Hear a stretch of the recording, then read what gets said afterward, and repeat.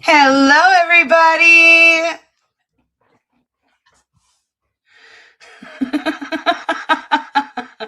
Hey, Ava, did you get confused? I had given the cats some treats and tossed them in that vicinity, so she might have smelled a crumb.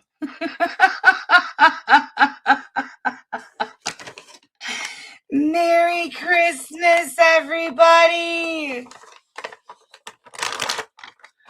Merry Christmas, Ava. My daughter and I had our tradition of Chinese takeout, well, delivery. Um, since I can't stand long enough to cook big meals, we always get Chinese delivery on Christmas.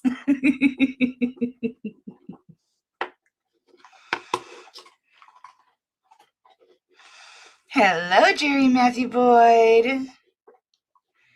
Hello, Eileen and Carlin. It sure was. I had messaged Jerry in the Discord. He had asked if I was going live. I think he sent it last night though. But last night my daughter came home from her friend's Christmas and she just wasn't feeling well. And I wasn't feeling great. And she needed mommy. So I decided to spend Christmas Eve with my baby girl and with the PAWFURM. I had bought Billy and Earl and Bandit and Tiny Kitten. I bought them 2 30-ounce super tubs of their treats, right? Well, I had this one. You had your 3. Okay, it is Christmas.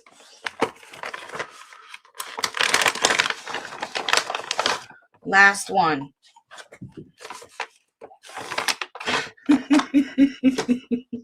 So I had the tub sitting like right on the edge like that, well, not even on the edge. It was, it was in far enough, I thought. And Billy dumped it onto the floor, the whole thing. He broke the lid. Lid won't sit on it now. So I'll be transferring it into previous treat tubs that he can't get into with any luck. He's not dumb when it comes to treats. So yeah. I put them into the smaller one that I keep over here, but I think that one's gonna have to get hidden as well. Ooh, that's the one that fits in the drawer. Never mind. That one can go in the drawer. But these will have to go into here so that Billy can't get at them without permission. Hello, Buzzy Pug. It's so good to see you, honey. Oh my goodness. I'll make sure she doesn't know.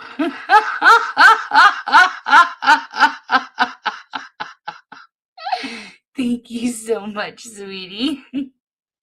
Hello, C-Rex, honey.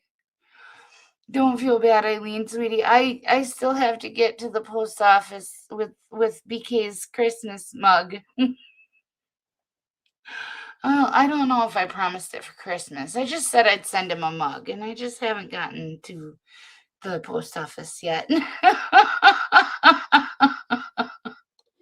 Hello, Charlie. So good to see you, sweetie. Hello, Fargan Vistage. Hello, Sam Gloves. Good to see you.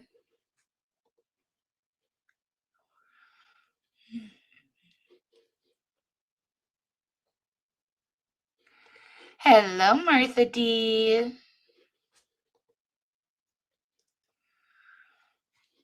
Hello, Wolf Lord Lover, sweetie. Yes, those are up on top of the bookshelf. She's got this bag that we just opened, and then she has the two boxes that are up on top where she can't get them.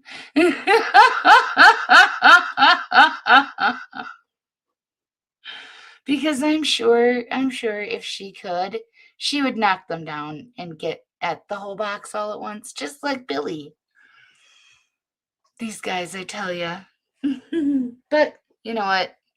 They keep me young. Oh, thank you, sweetie. I really appreciate that.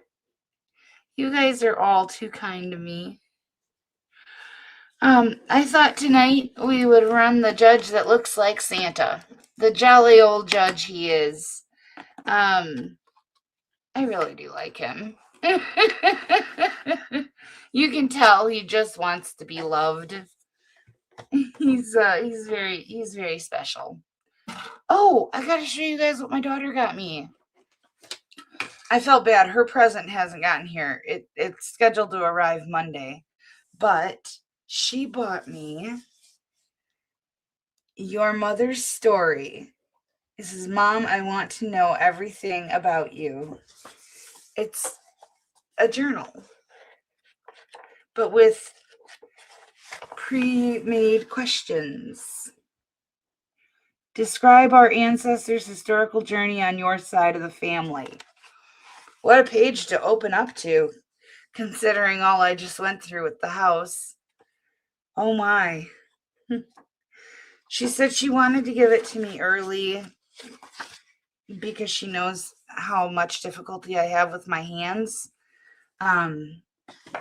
Because with the osteonecrosis, it's in my joints and my hands get very painful from the arthritis in them. And so she said, I know you struggle with, writing and using your hands for a long time. So I wanted to give it to you now so that you have time to fill out the whole book, which I thought was just the sweetest thing. She's an amazing child. She really is.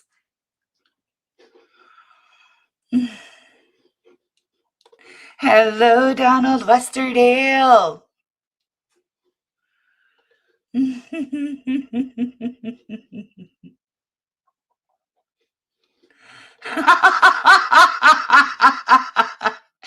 I can make it one.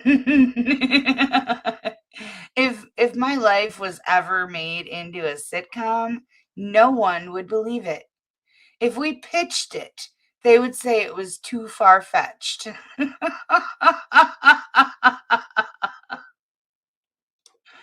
Oh my goodness. That's awesome. Thank you. I didn't know that's what they were called. That's really cool.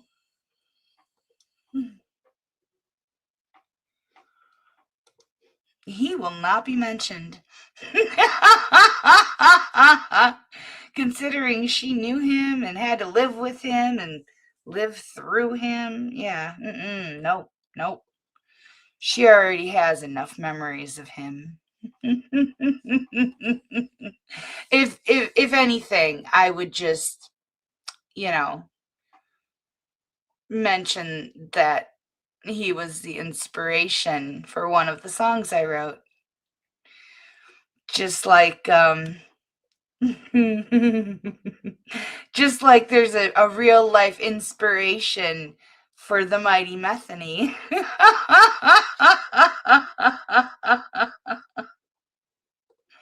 Yes, it is.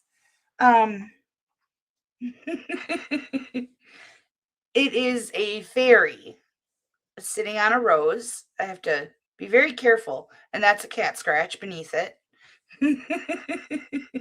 I can't go too far, clearly, but hold on. Lefts are rights and rights are lefts in the camera. So, yeah, this is my guardian fairy.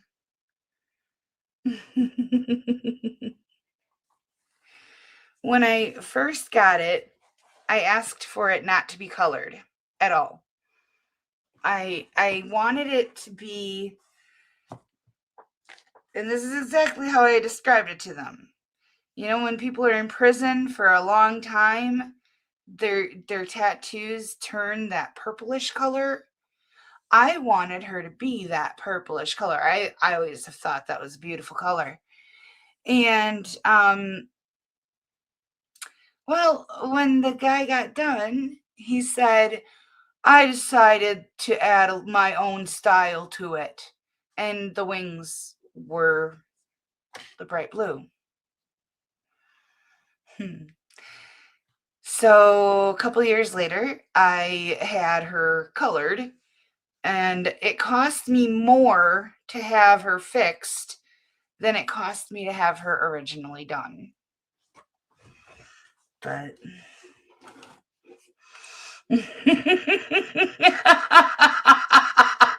he's so excited he can't even type it.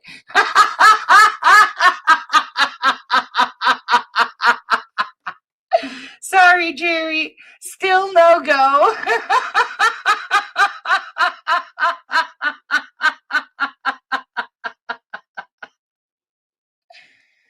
My mom and I had plans. We were gonna get tattoos. Um, we've fairies are a big thing for my mother and I, and she was gonna get a tattoo that I was designing of a fairy sitting on a ball of yarn with a crochet hook coming out the back. So the fairy would be leaning against a crochet hook and sitting on the ball of yarn with its legs, hanging over the side. But we never got around to getting the tattoos. Mine was going to be the phone fairy, because at the time I worked for a phone store, and I was very well known in my community and very well loved. And people came just to have me help them. There were people that would literally wait 2 hours, 3 hours along the wall waiting for me while I helped other customers, and other associates would walk over and ask, "Hey, I can take care of you while she's busy." And they say, "No, we'll wait for April." And then those associates would go and complain to the corporate office about that. And the corporate office was like, "Oh, where's your line of customers?" So, yeah. So I was gonna get a phone fairy, and we just never got around to it. But this one here, this was purchased by someone who was a friend of mine at the time. Her father passed away, and she decided that one of the things that she wanted to do with the money she got was she wanted for her and I to get tattoos. And so that's my story. That's my fairy. Oh, did he like them?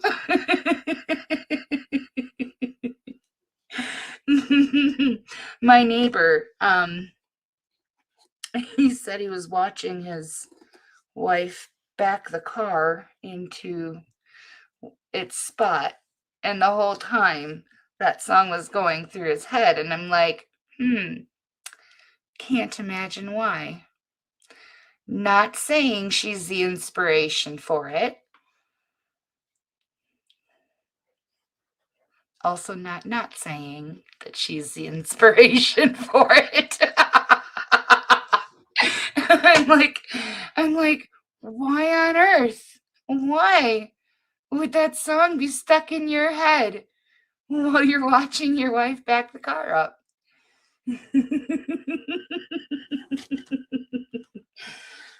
Yeah. And then he made some comment about me making a giant banner and putting it on the side of my house. And just that one. And I said, Do you really think that I spent $3,000 writing a song, having it produced, doing all the promotional stuff for it, just to piss off your wife? He's like, yeah.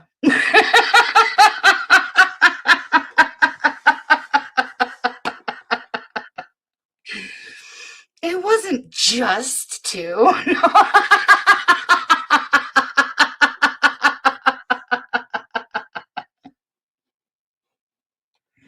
Well, I took him to court.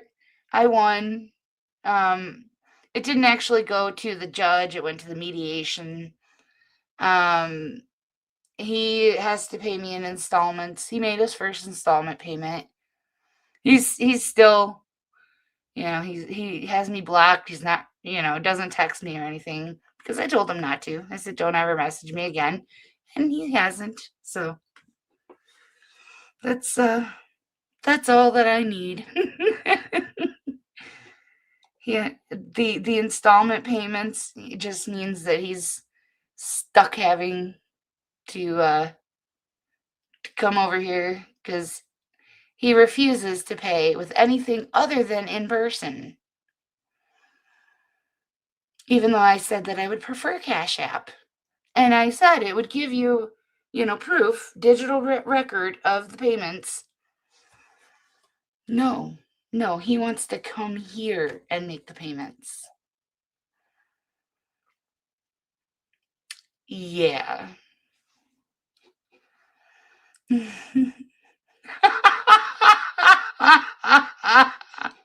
Oh, you guys are terrible. I love you all.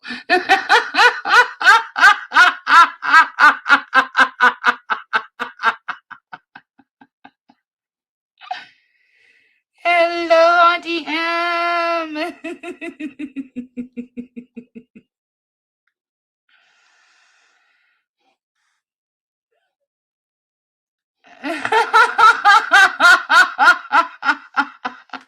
Thank God I haven't had to see that.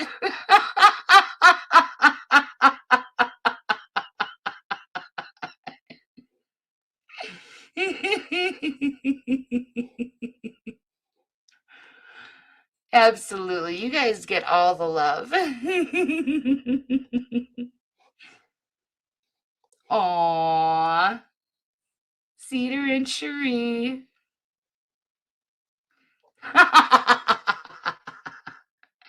Oh, whatever. Whatever. I know you.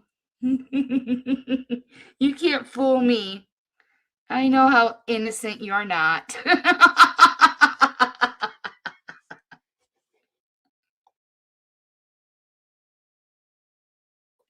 All right, guys. Would you prefer if we watch a body cam first or if we jump into the cases first?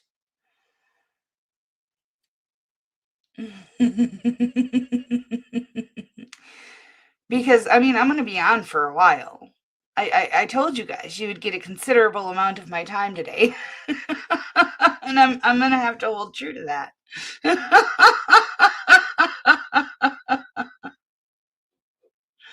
It doesn't matter. Well, let's watch our jolly old judge then.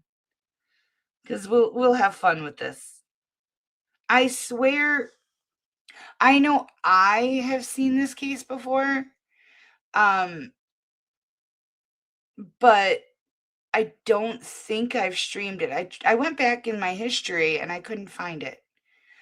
But if we have seen it before, I apologize. But I don't think, I know I edited one case that was in this same docket, but I don't think I did this one because it needed some extra context from other cases in order to make sense as to the main character's complaints. Hello, madam. Love you.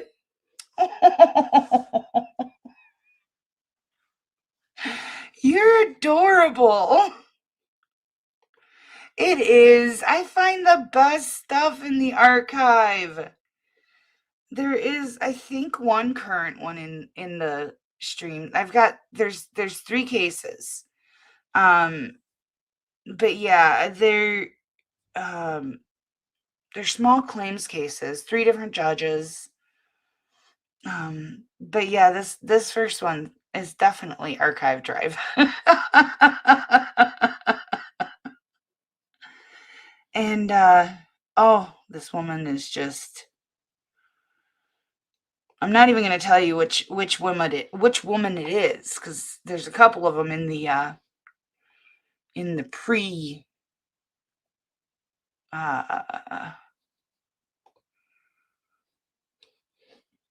in the pretext. Hold on, I'm trying to find it. I need to clean out my export folder. What did I call it? Oh, that's what I called it. I called it Santa Small Claims. He probably wouldn't like that title.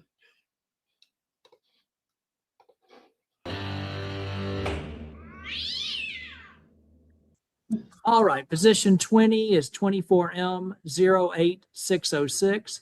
LVNB Funding LLC is successor in interest to Credit One Bank NA versus Latanya Leslie, also known as Latanya Passmore. Is Latanya Leslie, also known as Latanya Passmore, present with me today? Yes, Okay, thank you. And do you go by Ms. Leslie or Ms. Passmore? either one. Okay, all right. Well, I see Ms. Leslie on the screen. Ms. Leslie, have you had an opportunity to meet with Ms. Rafferty or any member of her law firm today? No. Or before today, I should say. Would you No. like that opportunity today? Yes. Okay, all right. We're going to get you in a Zoom breakout room as soon as we can so you can have a private settlement conference. Thank you. I appreciate it. Thank you. All right. Position 29 is 24M15943.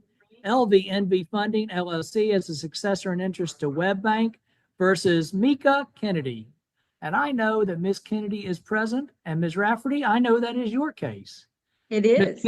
Ms. Kennedy, I appreciate your patience. It's just a long calendar. I just go in order. Ms. Kennedy, if you'd be kind enough to unmute for me, please. I appreciate it. All right. Oh, okay, good. Ms. Kennedy, have you had an opportunity to meet with Ms. Rafferty or any member of her law firm? No, sir. Would you like that opportunity today? Yes, I would love it. Okay, okay, wow. And I just want to know if they are the original, creditor. I want to know if that is the original creditor or has it been? That might be a conversation you could have with Ms. Rafferty. Okay. Oh no, somebody's given her advice, and it's bad advice. But you remember, you're not required to meet if you don't want to, but if you do meet and you want to, and you have questions I can answer, I'll answer them for you. I just can't be your lawyer in the case and give you legal advice. Sure. And if you come back and you want to give me a status announcement, I'll hear from both of you. All right. Thank you. I appreciate you very much. Thank you. Of course, I Thank you. appreciate you. Thank you. Thank you. All right. I'll mark that as a pretrial. We'll get you in a Zoom breakout room as soon as we can. Your Honor, I have another announcement. I've got several pretrials here, but I've also got a pretrial in my in-person trial calendar. Okay. I think Judge Jackson is the presiding judge in that. He's nicer than I am. It's a good thing because I've been out here for a long time. But I do have to go ahead and meet with her and figure out whether I've got a trial. And so that will make it very difficult for, let's see, it's Mr. Mitchell. We did that. And Miss Kennedy. Ms. Leslie. And Ms. Leslie. So three folks, 3 defendants. Yeah, which is not bad, but I need to attend to where I am right this second. Okay, so let's do this. I know lawyers cannot be in two places at once, everyone, and I know everyone is trying to be as efficient with their time as possible. I'm going to take up Ms. Pearson's matter, and why don't I excuse everyone else until 2:05? How about that? Works for me. Does that work out for everybody? Just make sure you don't have to leave the Zoom. Just, you don't have to stay on camera or anything. Just come back and see me at 2:05, and then we'll get everyone in breakout rooms with Ms. Rafferty if we can. Thank you, Your Honor. Yes, sir, Mr. Your Mitchell. Honor, I'm at work and it'll be pushing, but I'm trying to get back 2:05. I understand, but Mr. Mitchell, these are really courtesy calendars, because if defendants didn't file answers, it means that the plaintiffs win on the merits of their cases, and we're just trying to give everybody an opportunity to meet and see if they can get something worked out. Okay. And I know I don't want to hold you up any longer, and I know there's no such thing as a paid vacation, especially if you work for yourself. I understand. But we're just trying to get everyone in and out as fast as we can. So I don't want to talk anymore. That way, Ms. Rafferty can go do what she needs to do and come back as fast as she can. Okay. Okay. All right. Thank you, Your Thank you, Honor. Mr. Mitchell. Thank you, Ms. Rafferty. Thank you, Ms. Leslie. And thank you, Ms. Kennedy. Okay. All right. All right, everyone. I'm actually going to get a quick updated announcement. I'm going to give you the option. Do you want to wait around to see if you want to have a pretrial today with Ms. Rafferty, or do you want me to reschedule this for June 3rd at 1:00 p.m.? Let's do June I mean, 3rd. July 3rd. I'm sorry, July 3rd. Let's do July 3rd. Of course, I'm Judge, going. Yes.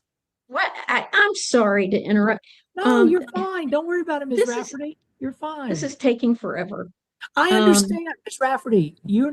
Don't you worry. You're fine. I'm doing this as a courtesy for the parties. It has nothing.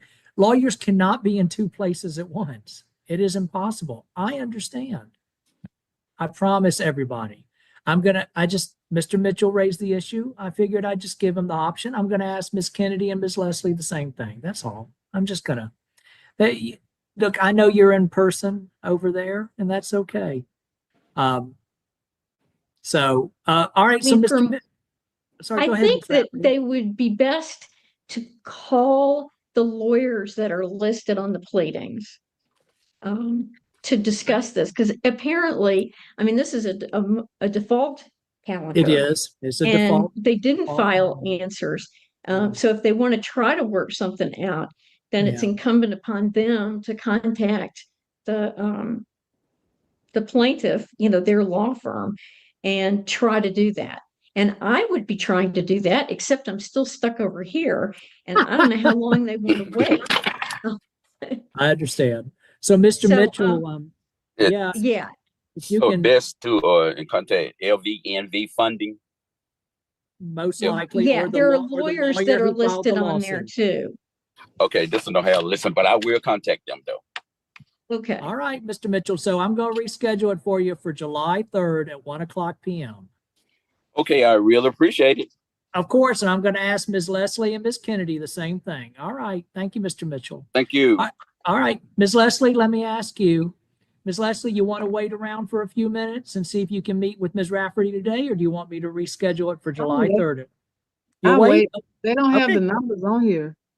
Okay, I understand, Ms. Leslie. So I'll- all right, Ms. Kennedy, how about you? You want to wait around, or you want me to reschedule you for July 3rd? Because I don't know what might happen between July 3rd and Do you want to wait?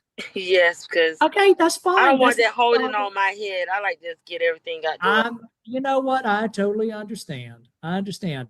All right. Well, Ms. Rafferty, so sounds like you got some time to figure things out.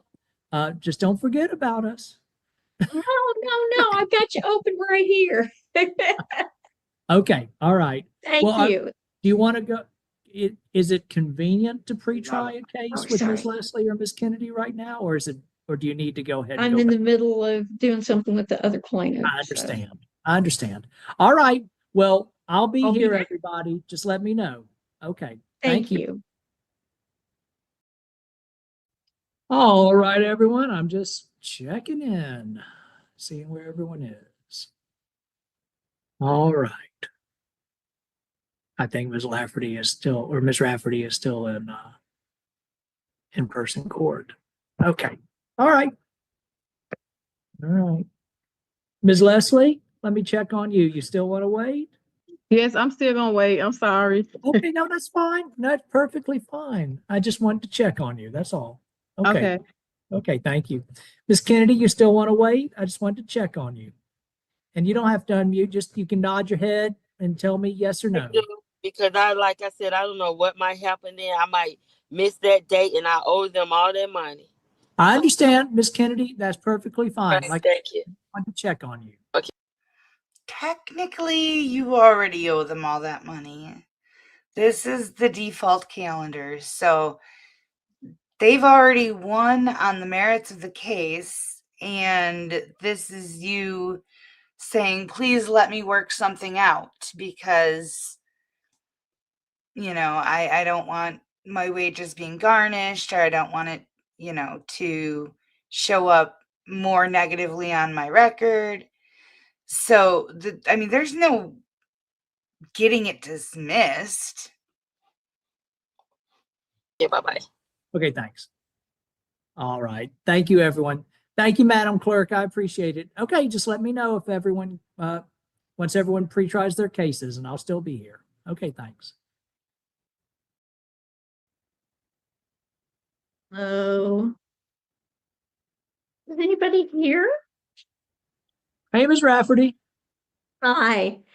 We're going to have a trial here. It's not going to go on for very long, but Will you ask Judge Axum if you can pre-try with Ms. Leslie and Ms. Kennedy really fast? I did. And he said they have to wait until after the trial. No, he didn't. Did he really? She called my brother. Okay. He's been waiting for us to finish talking. Well, I would appreciate it if you could meet with Ms. Leslie and Ms. Kennedy. I don't think it'll take too long. They've been very kind to wait. Here, I know. But he said he didn't even want to let me close out my computer. He's just waiting for this last. I'm just waiting on these last two folks.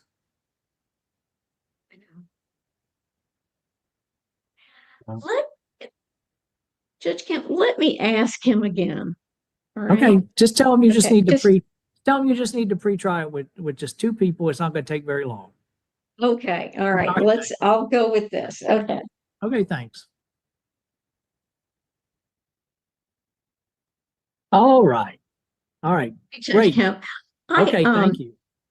I did it as an ask on your behalf. Good. Good. That's the best way. It's a conflict between being in person and doing them online. I understand. It's just that way. All right. But anyway, he's given me 10 minutes. Good. Great. I think that's plenty of time. Let's get you in I some do too. I do too. So Okay. let's take Miss Leslie first. Okay, Madam Clerk. Miss Kennedy. Ms. Rafferty and Ms. Leslie get in a Zoom breakout room, please. Thank you. All right. Hi. I appreciate you meeting with, who'd you meet with? This was Latoya Leslie. All right. And I'm going to join the other one. All right. And I'll be here. Thank you, Ms. Rafferty. I really appreciate it. And please tell, oh, no, she's gone. Judge Kim, I just want to note that now the 1 o'clock is full, but we do still have openings at 9 a.m. for July the 3rd. Okay. All right. Well, yeah, I kind of hate for them to go off the calendar for one, but because I think some of these, I think they're going to fall off. How big a trouble you think I'm going to get in with the clerk's office if we add one extra at 1 o'clock on July 3rd, if necessary? You think somebody's going to really get me in trouble? All right, well, we'll figure it out. Thank you, Madam Clerk. I appreciate it.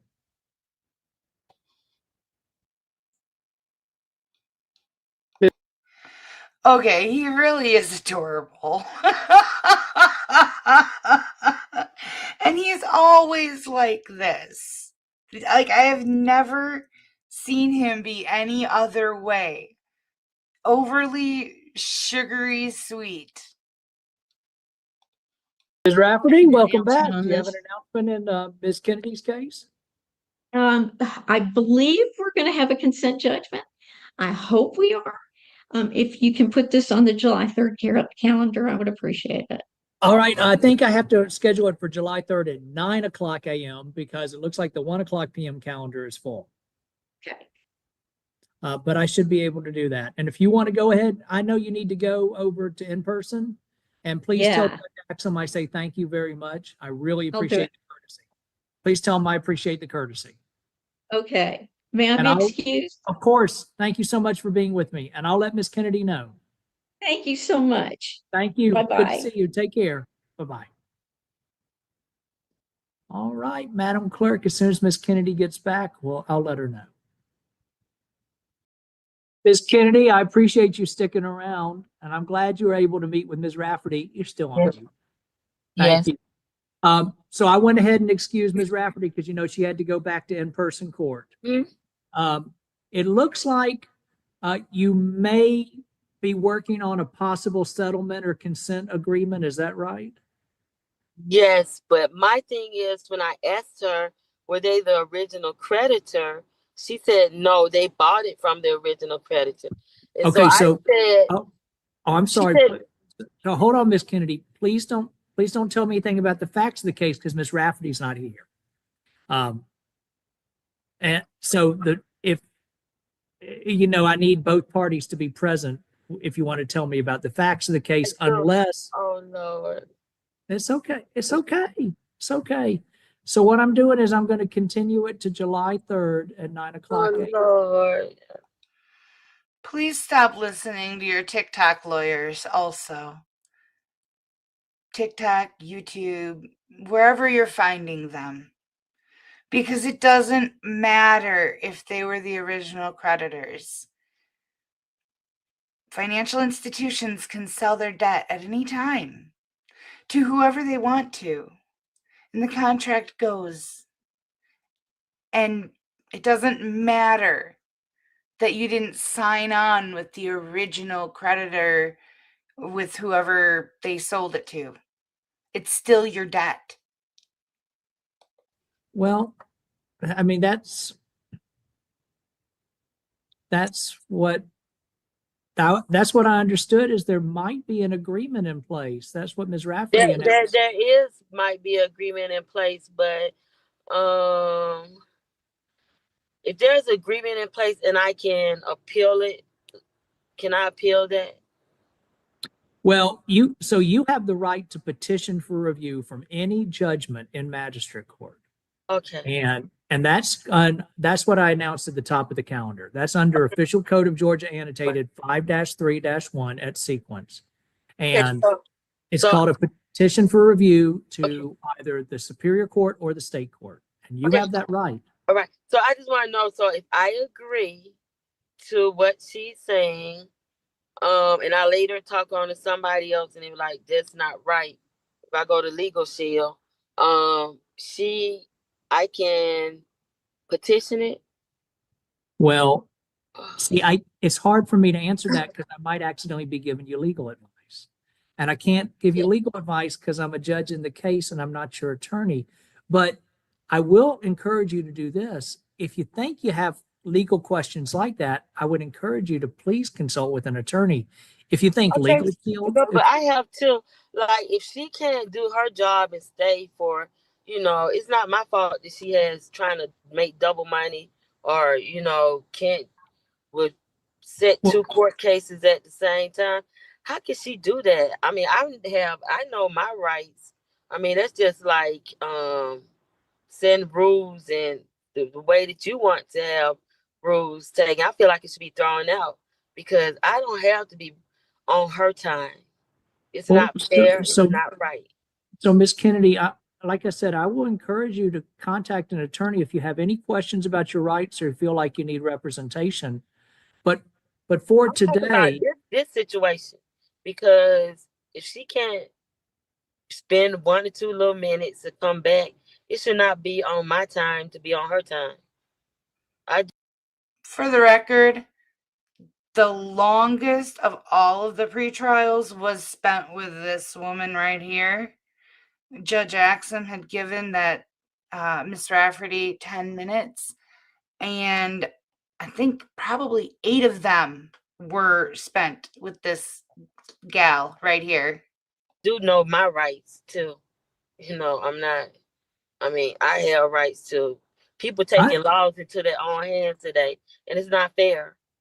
I agree. You do have rights. You're right, Miss Kennedy. Absolutely. And you have the right to assert those rights. But this is a default judgment calendar, which means that if a case is filed against a defendant and the defendant doesn't file an answer, then the plaintiff can move for a default judgment, meaning the plaintiff wins on the merits of the case. Well, but she's not following through who they have her representative representing, and she can't follow through. I'm not supposed to be on her time. That's how I feel. I gotta agree that time or whatever.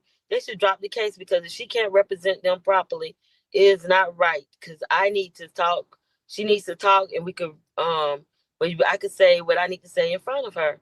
I'm not gonna be on her time so she could make money during this time and then trying to make money over there when she making me lose out on money. So I feel like I have a lawsuit, because so you can pursue whatever remedy you feel like you should be able to pursue.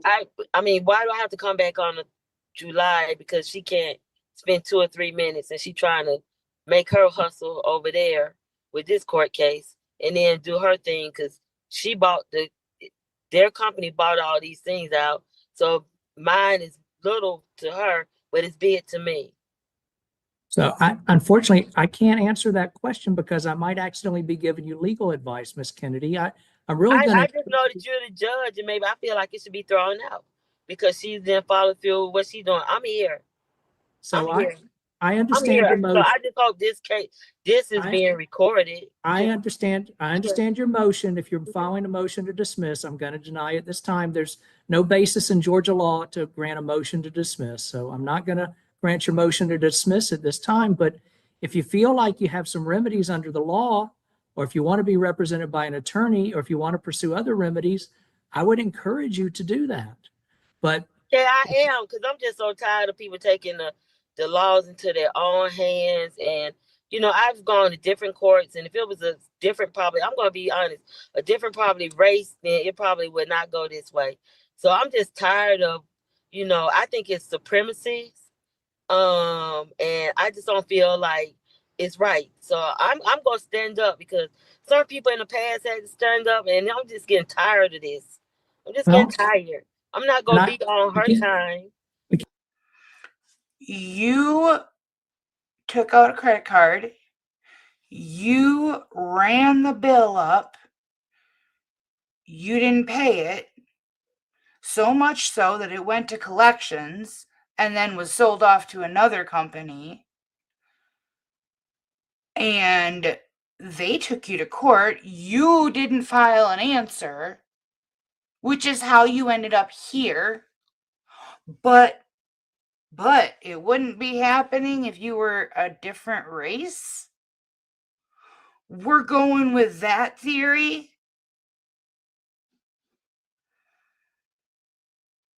Oh my. And did you guys catch when she said she was going to sue the court because she has to come back another day? Can we say delusional? Again, Ms. Kennedy, I Sure. will encourage you to pursue whatever remedies you feel like you should in the law. Okay. So I'm going to schedule it for July 3rd at 9 o'clock. No, I did agree to this, but then I'm just going to come back and sue. I'm just going to come back and I'm going to sue. You pursue whatever remedies you feel like you need to. So she said, because I might miss that date. And if I miss that date, I'm going to be left with a garnish out of my check. So for me to be on the safe side, because I'm borrowing off her time, I'm not going to take that risk. So I'm just going to agree to this, and then I'm just going to file another lawsuit against the court. So that's all that's going to happen, because I think this is going to be recorded. So sure. Miss And I'm Miss just going to Kennedy, call leadership. Right. So I'm going to agree to this, whatever she said, because I think I might forget. So much been happened to me. I've been through 4 deaths. I had to go to court yesterday for the landlord not that put me in this predicament, for the ceiling falling out. So I have to move out. I have a lot on my plate. I cannot be going back and forth on her time. So I just pursue that in another manner with another lawsuit. So sure. But I will agree to this, but then I just got another, I didn't you're have not, time. She didn't have time to Miss discuss with Kennedy, me. Right. you're And not, you're not required to agree to anything. I don't want you to feel like you're required to agree but to I'm anything. just scared I might miss that. I might miss that date because I almost things have been happening to me. Like they said, I didn't get the jury duty thing. They called me right before you did, saying DeKalb County. I thought it was you all, and they said sheriff gonna come after me, because I missed the jury duty. I didn't Well, even. that actually sounds like a scam, because the sheriff does not call people and say they're going to come after you if you miss jury duty. That's what scam artists do. So be aware, be forewarned, because that sounds like a scam artist trying to take advantage of you. And I don't want that to happen to you, Ms. Kennedy. She would have fallen for it too. She would have been feeding money into the Bitcoin machine. She would have been reading off the numbers on the back of the Apple iTunes gift cards to pay off the debt to the sheriff's office. You know it. Okay, thank you. You're Well, welcome. it's kind of problems I've been having lately. So, But again, I'm going to encourage you, please contact a lawyer, contact Atlanta Legal Aid. They are wonderful attorneys, and I think they may be able to represent you and help you. I think Atlanta Legal Aid may be able to give you some representation, some guidance, some advice, and they may be able to help you in all these situations. So I'm really, if I go with her agreement, when do I have to sign for this? well, so I can't answer that because I might be giving you legal advice. Okay, so where do I go after this? I'm confused. So what do I do after this? I can't, again, I can't. Right. If I don't accept the 23rd, and she said we got an agreement. I can't answer that because I might be agreement? giving you legal advice. I'm going to encourage you to contact Atlanta Legal Aid. Please contact Atlanta Legal Aid or another Trying to attorney. prevent another court date. What? I don't know what to do. And Miss Kennedy, you raised a lot of issues, and I don't want to accidentally give you legal advice. It's not giving me legal advice. I'm just trying to see the closing of this. I understand. Well, so, what I'm going to do is, again, encourage you to please consult with an attorney.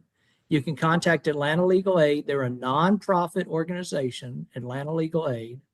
They should be able to, if not represent you, at least give you some guidance and some direction and maybe a recommendation. And I'm going to see you back on July 3rd at 9 o'clock. I don't want to come back on July 3rd.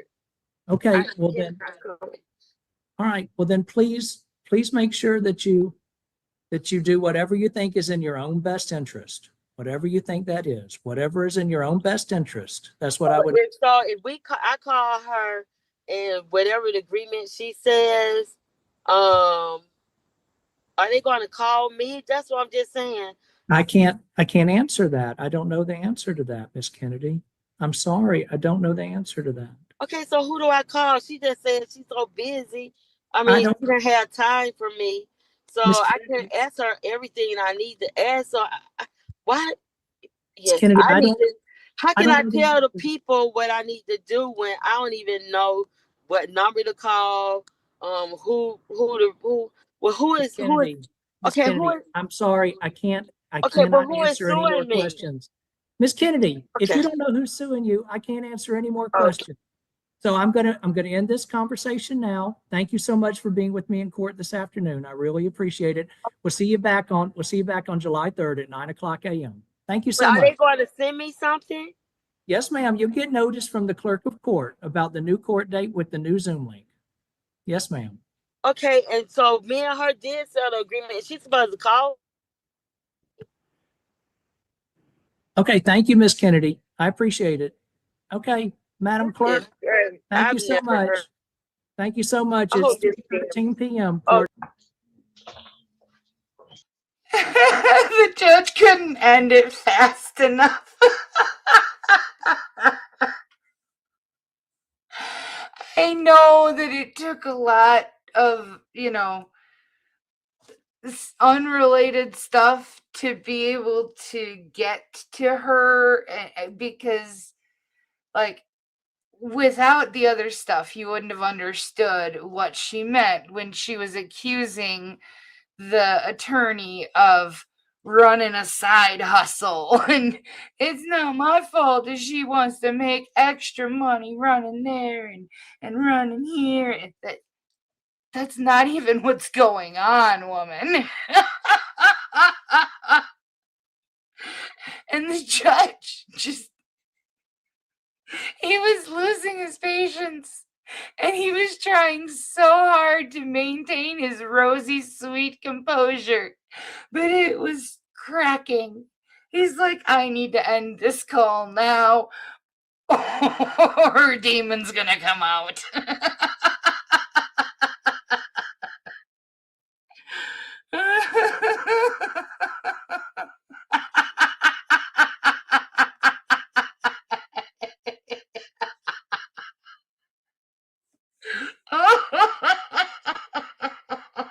Oh, just wait, you guys.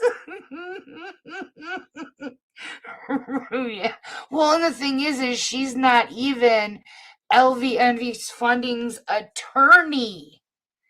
She's I don't even know how to explain it. There, like, there's specific attorneys on each of the litigants' paperwork, and that is like who's ultimately representing, and she's just the lawyer that had to show up to court in order to facilitate the mediation agreements. Like, she's not even the final boss. So for her to make that claim was just hilarious. Oh, and here's another couple of really fun defendants. We don't get to see them, but it's still so worth it. Okay, this is the matter of Norman Birmingham versus Elizabeth Moreno, 2501600SC. And you are Norman Birmingham, Yes. and you are Elizabeth Moreno? I am. You're both here on a small claims case. Before we proceed in small claims, I have to tell you that you do have the right to request that this case be removed to general civil. If you proceed in small claims, you're giving up your right to have an attorney. You're giving up your right to have a jury trial. You're giving up your right to recover more than the amount that small claims is limited to. And you're giving up your right to appeal. So if you want to preserve those rights, you could request to remove this case to general civil instead of proceeding in small claims. The downside of that is that in general civil, the rules of evidence apply, and so you have to follow all the court rules and rules of evidence. But if you stay in small claims, then today I will hear your case, and whatever my judgment is a final judgment. There is no appeal of my decision, and there's no transcript of what occurs here today. Understand? Yes? Yes. Yes? Yes. Okay. Remember that I like you to answer out loud with a verbal answer so that we can, even though there's no transcript, I keep a record. Okay? Okay. Okay. Judge, I have some exhibits that I didn't give to the plaintiff. I was told when I was gonna make copies that I could give them to him right now, I guess. Okay. I have some papers I'd like to see. Well, we'll get to that in your case. Right now, I'm at the point of trying to make sure that you both want to proceed in small claims, because it says right in the statute that I have to make sure that you do a waiver of rights before we start. So Mr. Birmingham, you understand the rights that you'll be giving up if you stay in small claims? Yes, And you want to stay in small claims today and give up those rights? yes, Ms. Marino, you understand the rights you'll be giving up by staying in small claims? Yes. And you want to waive those rights and stay in small claims today? That's right. So as I said, we're going to begin in that, that's whatever happens today will be a final judgment. We're going to start with allowing Mr. Birmingham to present his information about the dispute, I guess I'll call it, and without interruption from you. And then I'll allow you to present your information about the dispute as well. And then because Mr. Birmingham filed the initial complaint, he'll probably get to have rebuttal at the end. And then I will use that information to make a decision. Okay, so we'll start with you, Mr. Birmingham. Firstly, do you have any additional witnesses you intend to call today besides yourself? no. Just you. Okay, raise your right hand. Other one. Do you swear or affirm the testimony you're about to provide will be the truth under penalty of perjury? Yes, Okay, can you tell me how to spell your last name? FIRMINGHAM. Oh, Mr. Birmingham, remember, I know very little about what occurred, so you gotta start at the beginning. Tell me about how we end up in a dispute in court today. I was purchasing a car from her. From her, say the name, Elizabeth, okay? on this 2000, I can't remember what it's 5, I think, Cadillac SRX. And I made 3 payments faithfully. And then in around the end of February or so, my bank accounts were compromised and I got a letter from my bank. And also, so it was sent, my social security check was also sent to Horizon Bank, the bank I belonged to for 2 or 3 years. I joined in Owasso when I lived there. And they, so Horizon had to send the bank or the check back to the federal for social security. Then they had to reissue me one. And I went over and talked to the social security.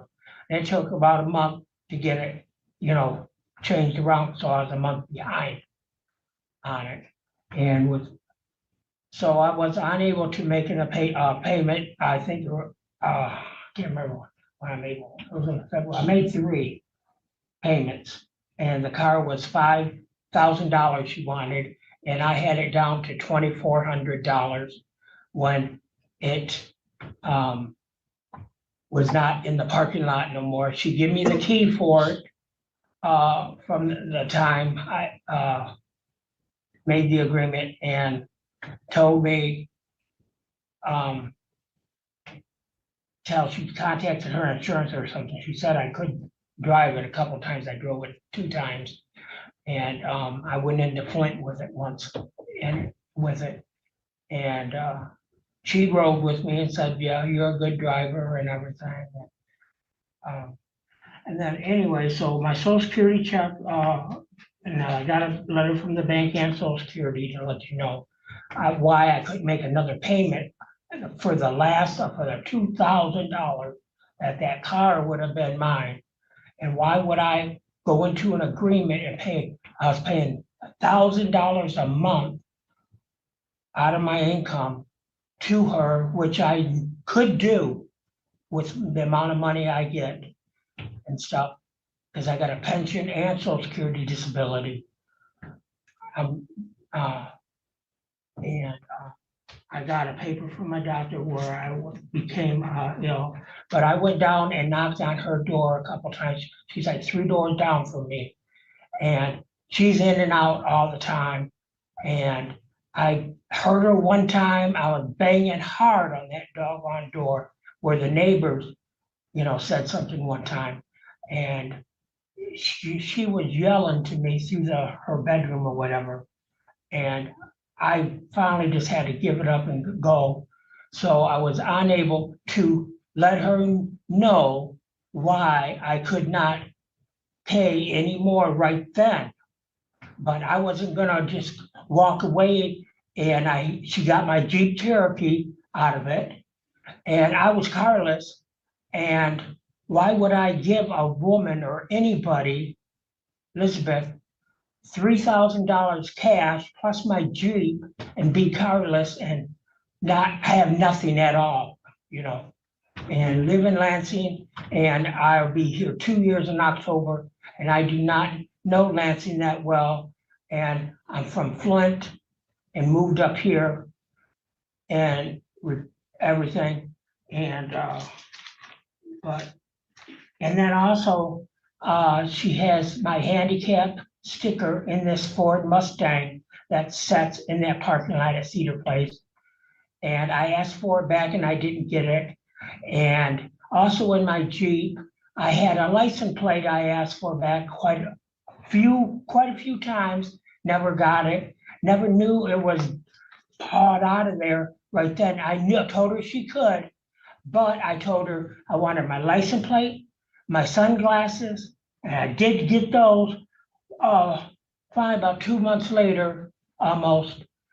And, I had some jumper cables, very expensive. That was my mother's, that she's dead. And a snow brush, but only thing I got back was my sunglasses. After I finally caught up with her or whatever, around the end of February, 1st of March. And that car would have been paid off April, the last day, Wednesday of the month of April. She would have had her $5,000 and for that Cadillac.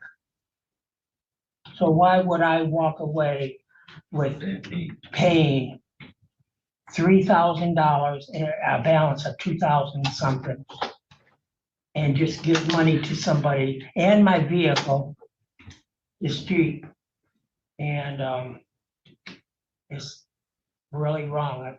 You know, I'm a single man. I'm retired. I have a good income, but I'm in the process of buying another car right now so I can get around, because I don't have anybody. I got a brother up here, but he works for the government, engineering, military, lives in Openness.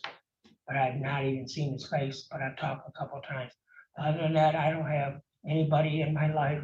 I don't know anybody here in Lansing. And I hope the court can see my point and why I had to bring this to court. So when did you enter into the contract to buy the Cadillac? Huh? I'm hard of hearing. We can give you a headset so that I don't have to scream this whole hearing. Yeah, I was pretty much born deaf, but it's gotten worse.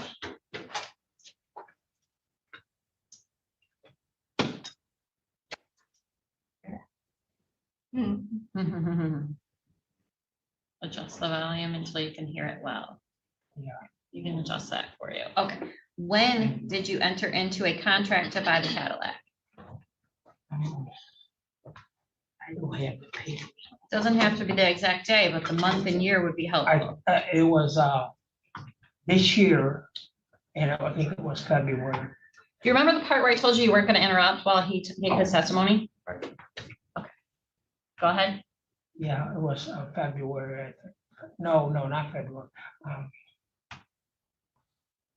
It was this year, though. It was paid off.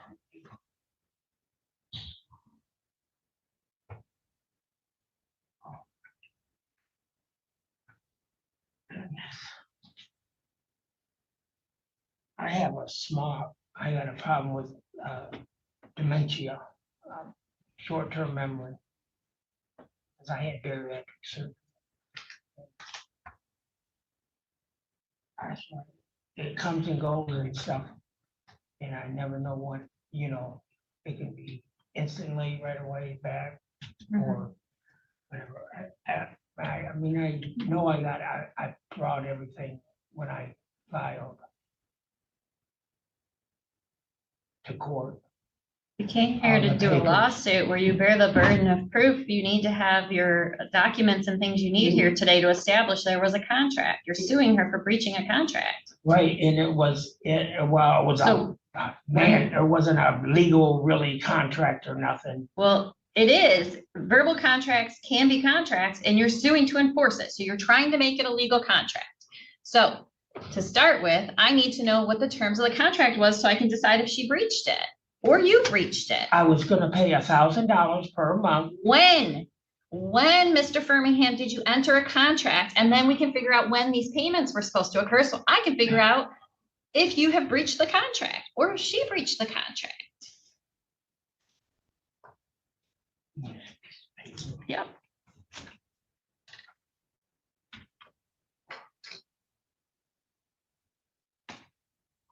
Okay, it was around December, the end of December, around the 24th or something. I don't know the Okay, date, but that would have been, around the end of December last year. yes, Okay. last year. Okay, And it was $1,000 per month. well, let's start with, you said it was 5,000 total. Right, You said she took your Jeep. right. So were you supposed to pay 5,000 or was the Jeep supposed to be part of the payment? The Jeep was $500 towards the Cadillac. So you were supposed to pay 4,500? Or was the original price 5,500? Maybe 5,500 because the balance on the car was was 2,400 or Well, something. let's start like at that. the beginning though, Mr. Firmingham. So December, you agree to give her your Jeep. Did you give her the title? Yes, Okay, and I found out the title is still in my name. okay.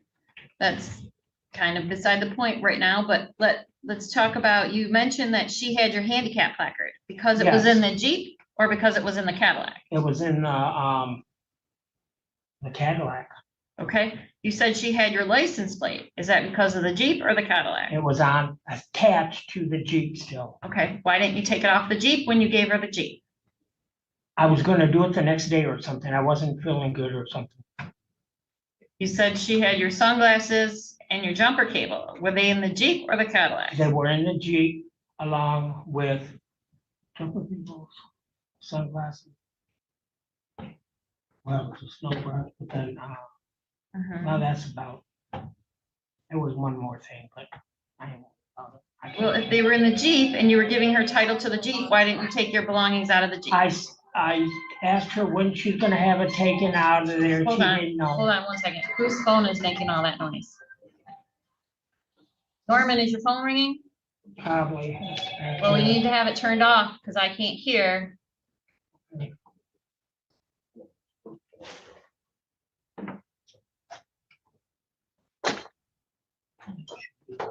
Okay, so why didn't you get your stuff out of the Jeep when you gave her title?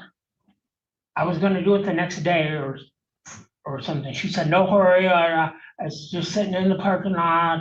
And I said, well, when you get it taken out of here or before you get it taken out of here, let me know. But tomorrow, the next day, I will definitely get the rest of the stuff, you know, the items. Okay, so what happened the next day? You didn't go get your stuff? No, I think the car was probably missing. The Jeep was then. Wait. A minute ago, sir, you said the next day you weren't feeling well. And then your phone went off and interrupted court and apparently derailed your brain. Now you're stating because the vehicle was gone? I think the dementia is kicking in a little bit. Guys, he's only 64. It wasn't in the parking lot. Okay, She didn't let me know or nothing. okay. I mean, why wouldn't I? I mean, I wasn't gonna let somebody drive around, because she had the key, drive around with the Jeep. I mean, the Cadillac converters were cut off it when it was stolen, when she took me to Detroit to get it the day before I went into this agreement to buy this Cadillac SRX. And we went down there to get it because it was stolen out of my parking lot from Cedar Place. Mhm. And so she drove me down to Detroit to get it. And I had it clawed back and everything. And I paid the tow bill was like 200 and some, and I paid 100. I give her $40 for gas. In her car, we filled up with $40 in Lansing to the trip to Detroit to get the Jeep. And What do you mean? The tow bill's 200 and you only paid 100? Who paid the rest? she paid $100 Why? It's not her car. because I didn't have no more money on me. But I told her I would refund her the money, and meanwhile, when I did get the check from AAA, because I have AAA gold card, I've had it since the day I started driving years ago. And they refunded me, but the AAA gold card could not be used in Detroit because it was at a police pound. They didn't accept it. Okay, so did you pay her back for the tow fee? No, not right then, because I did try to get a hold of her and I couldn't, like I said. And I haven't paid it back, no. Okay, But I planned on it. so tell me about the contract for the Cadillac. You said you made payments, so Yeah, did you make the first payment on the first day? I made the payments at the end of each month, because that's when my pension and social security came in. And she took me to Horizon Bank and I got cash each Okay, time. so you paid her, $3,000. no. I want you to tell me when you made these payments. So was the first payment at the end of December when you were making the deal? Made one in December, January, and February. And each time it was $1,000? Yes, ma'am. And you were driving the vehicle during this time? Driving what vehicle? The Cadillac? No, she gave me the keys, but she checked with her insurance company and they said I would not be covered on it to drive it until it was in my name. I asked for it to be in my name and she never would even offer to do it. But here I did mine and I'm paying on something and Okay, she gave me the key to it. There was a remote control key from the day one. She said, you can keep this key. Oh, and I did drive it a couple times in December. And then when she got with me, she said her insurance company said no, and she could not add me to her insurance. mhm. So, because the Jeep or the car had to be in my name. And I asked her, well, sign off on it. And I did my Jeep and she said, no. Mhm. Did you put insurance on the vehicle? On what? On the Cadillac? Did you put No. insurance on the When Cadillac? I drove that, no, I never did. Because I could not without not having the title in my name. But when I drove it a couple times in December, she said I could when she gave me the key. But that was after she heard, and a week or so later, she heard from her insurance company when she contacted them. They said, no, don't let him drive it because it's not, legal. And she told me that, and I said, okay. But she said, you can hold on the key still because the car is yours. And I never drove it then. How is it, if you're giving her $1,000 a month, that you owe her $2,400? Because the balance on the car was 2,000, I think 400 or something. But if your agreement was 5,000 Yes, and you made her 3 payments of Yes. $1,000 each, yes. then the remaining balance is 2,000. So Yeah. how do you owe her 2,400? Well, she probably put the 400, I mean, part of it's for the tow bill. And then she added extra money for feeding her on the way down there and to Detroit, and her time for I don't know, a whole day, 8 hours. Things like that. Yeah. And you agreed to that? I did buy her dinner when we got back in from Detroit, and it was like $30 meal, because it was shrimp and fish and at a drive-through. And I bought that, and, That's not what I asked you. okay, Did you agree to add expenses for the trip to Detroit to the contract price for the Cadillac? yeah. It's amazing how he remembers all of the tiny little insignificant details. Everything other than what he needs to remember to make his case. I mean, we were all dying to know that she ordered shrimp and fish from the drive-thru.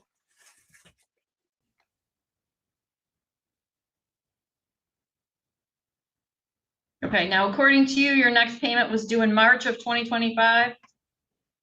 And you did not make that payment? Yeah, it would have been March, yes. And I you did not make it because I did not have any money. It took Horizon Bank from compromising, which I have a letter from the manager and the bank. And between Social Security, which I went over, because they're right next to Cedar Place on Jolly Road, and Person walked. And they said it would have to be reissued and put back in to the treasurer, and then it would take maybe a month or two. So Why didn't you pay her out of your pension money? because my pension is $1,000 a month, and my pension is only $1,200, and I'm a diabetic, and I'm a lot of medicine and stuff. So that's why, because I had to pay my rent, otherwise be evicted out of Cedar Place. Right, so if you told Cedar Place that you weren't gonna pay your rent because you had your social security compromised, do you think that Cedar Place would have to refrain from evicting you because of your hardship? No, Okay, so why should Miss Moreno have to wait for her payment on this vehicle because of your hardship?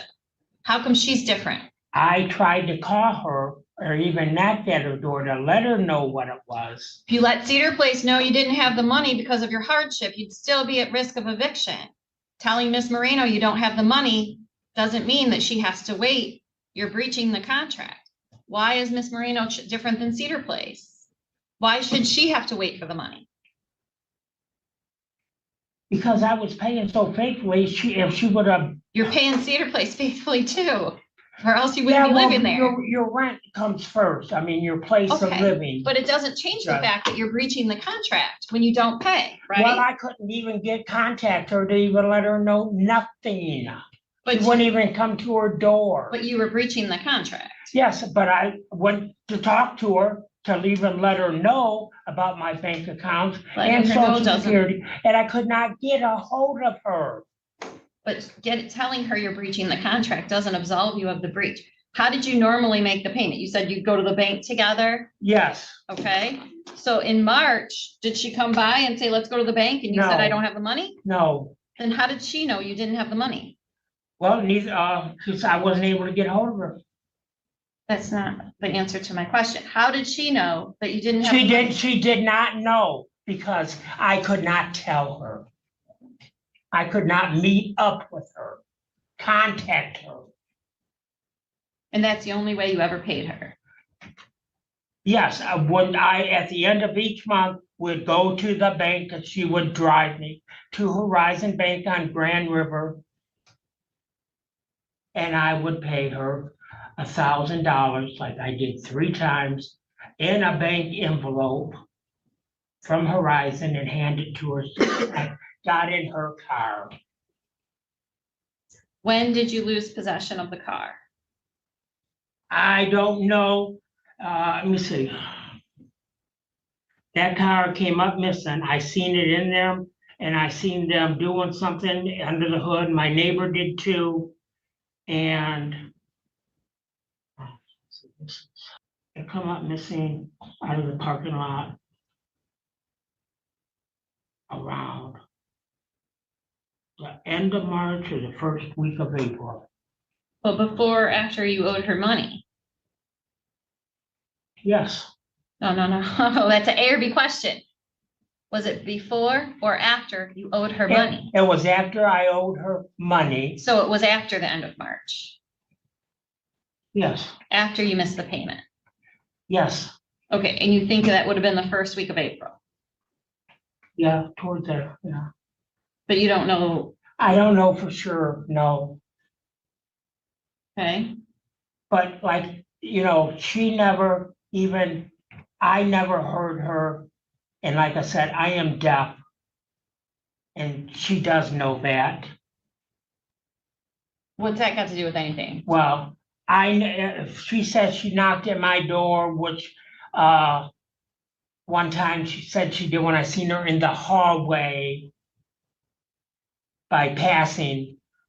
And, that's when she even asked for the key back to the Cadillac and I wouldn't give it to her. Norman, you filed this case on April 1st, so the car couldn't have, the car must have already been missing when you filed this case. Yeah, that's what I said. I said it probably around the end of March or first. If you didn't owe her a payment till the end of March yet,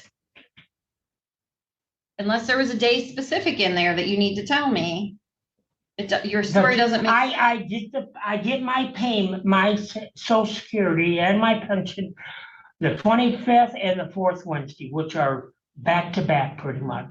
Yeah. And so she takes me to the bank every time I made payments. Right. It would be at the end of each month. Okay, so your payment you're claiming was around, you received your money or were supposed to receive your money March 26th. Right.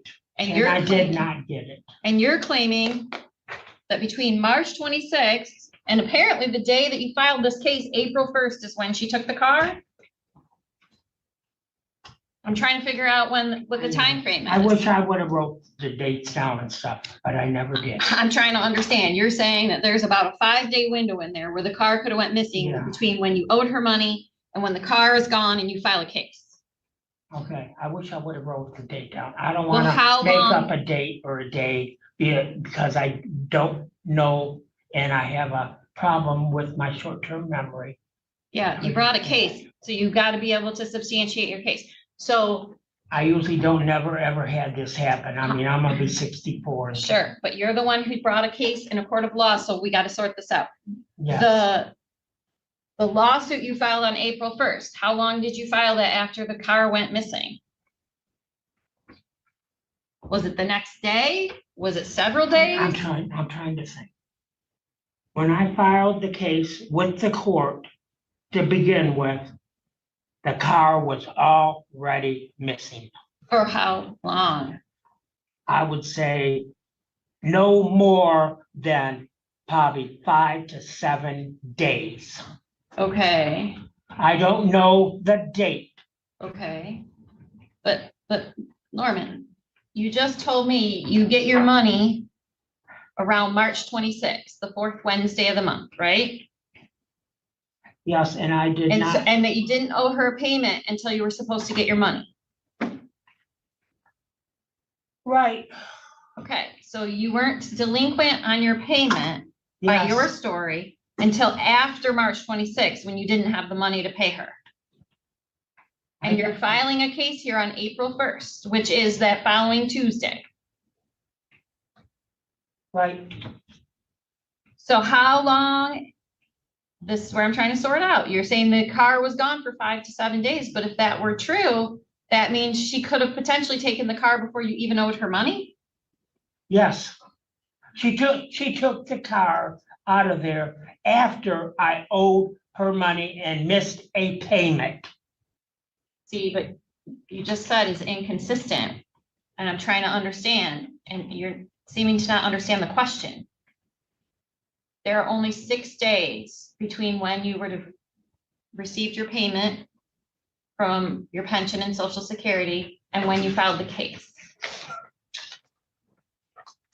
Do you have any bank records with you that show you withdrawing $1,000 cash each month? No, I have a transcript, legal one from Horizon Bank when my accounts were compromised and No, everything. Mr. Birmingham, I want evidence that you made payments to her. You're saying you paid her in cash. No, I don't have, no, You didn't no, get- you got the, Did you get bank records yes, and you got them, but let me, from the bank showing you took $1,000 out? no, Each no, month, no, because I got receipts from her. okay? What are the receipts? No. Why would I need to bring proof, Your Honor? Why would I need to show payments and proof? That doesn't make any sense. Huh? What are the receipts gonna show me? Well, I made $1,000 payments. And the date I made them. You got copies, the court does.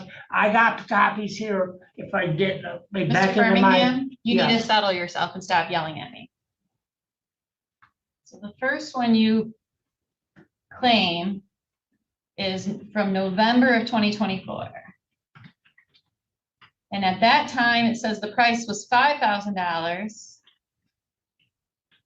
minus $700 for being as is, and minus $700 for the Jeep, leaving $3,600 left.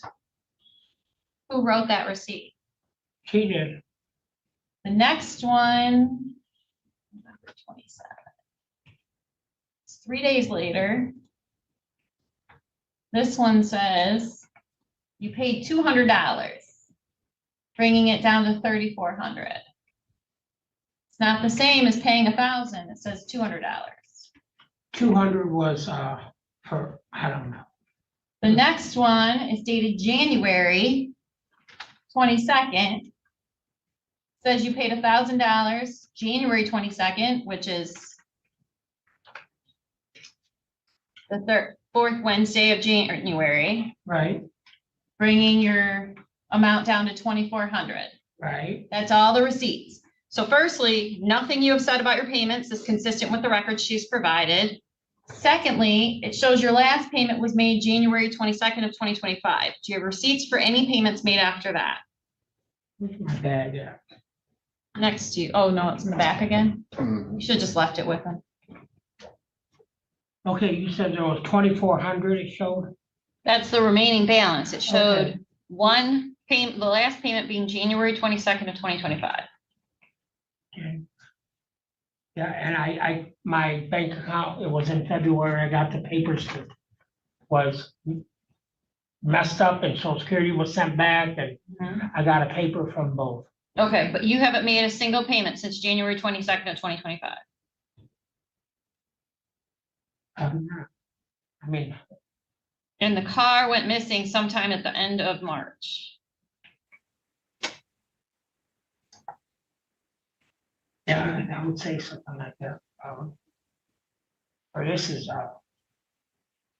yeah, somewhere.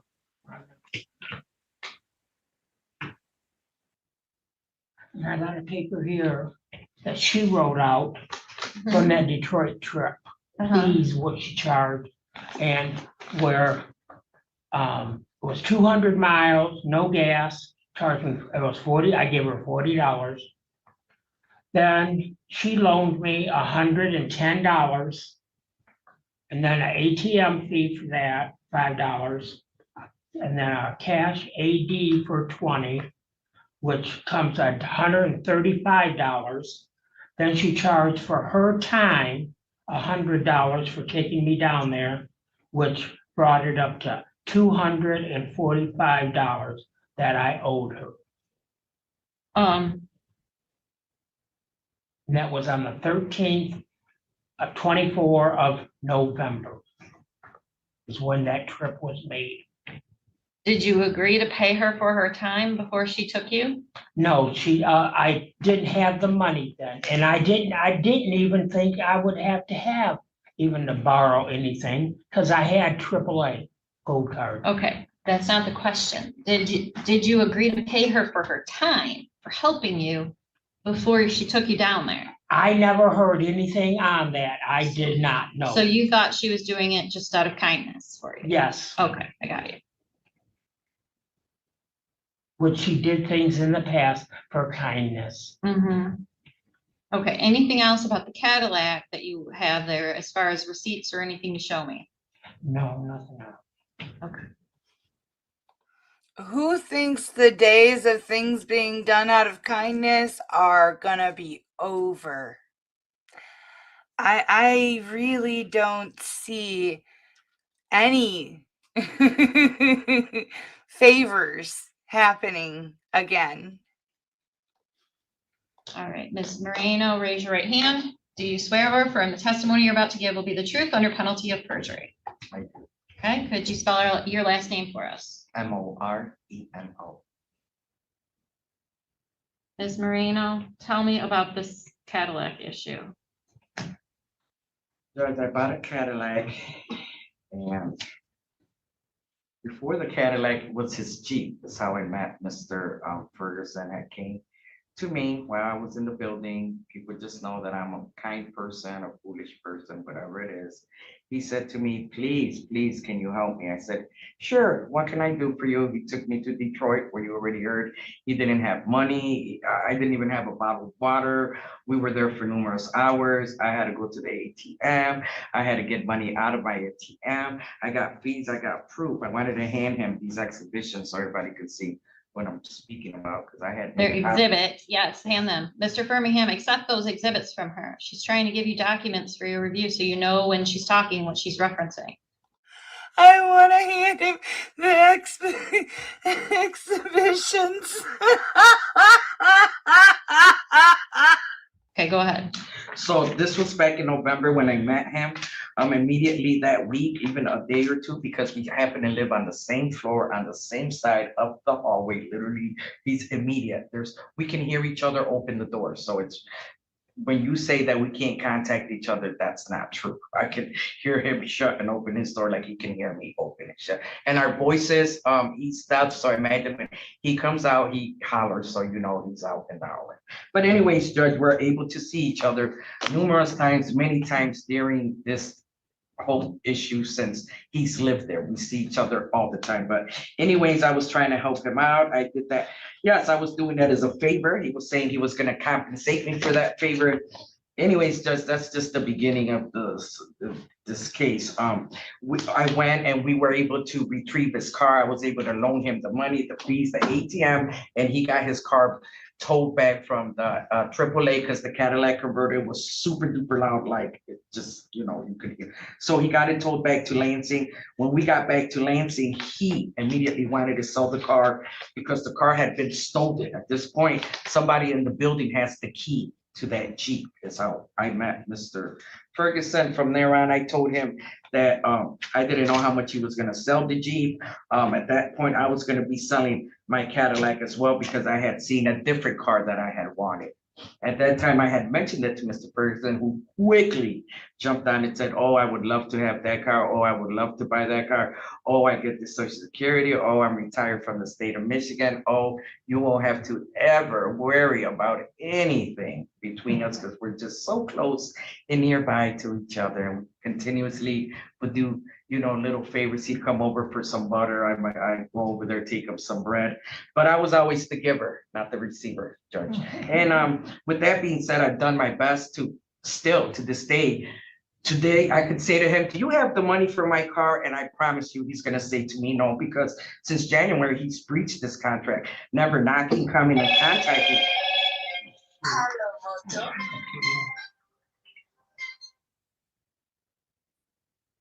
Okay, so let's get back to the details of the Cadillac contract. I think I'm clear from looking at the receipts that the contract was entered November of 2024. And that at that time you gave a discount because it was as is. The discount was the 700. I'm going to say that was for the Jeep. I don't know. Here, let me look at my. It has a separate Jeep discount on there too. It has both. Okay, let me see what it was. He was supposed to pay me $1,000. Starting November, it was supposed to be just 5 payments of $1,000. Who wrote this on here? I did, Judge. Okay, that's your handwriting? Okay, because the first receipt says $5,000 as is minus $700. Okay. And then it says $4,300 balance. It does say $100 a month at the top, or $1,000 a month at the top. Okay. Then it says minus another $700 for the Jeep. Okay. Bringing you to $3,600 the day you made the contract. Okay. So you gave him an as-is discount and you gave him $700 for the Jeep. I was letting him know that the Cadillac was as is. Right, but you also wrote minus 700. Right. 700, I'm gonna say 700 was either he gave a payment of 700 because it was supposed to be 1,000, but with the discount of the car, it was a little over 1,000 now. So I'm letting it go because with the 700 and the Okay, so 700. you think he paid you $700 cash that day? He definitely did pay me $700 cash. Okay, so $700 for the Jeep off of the balance owed, $700 cash paid that day. Then the next receipt is from a couple days later. It says he gave you another 200. That's right.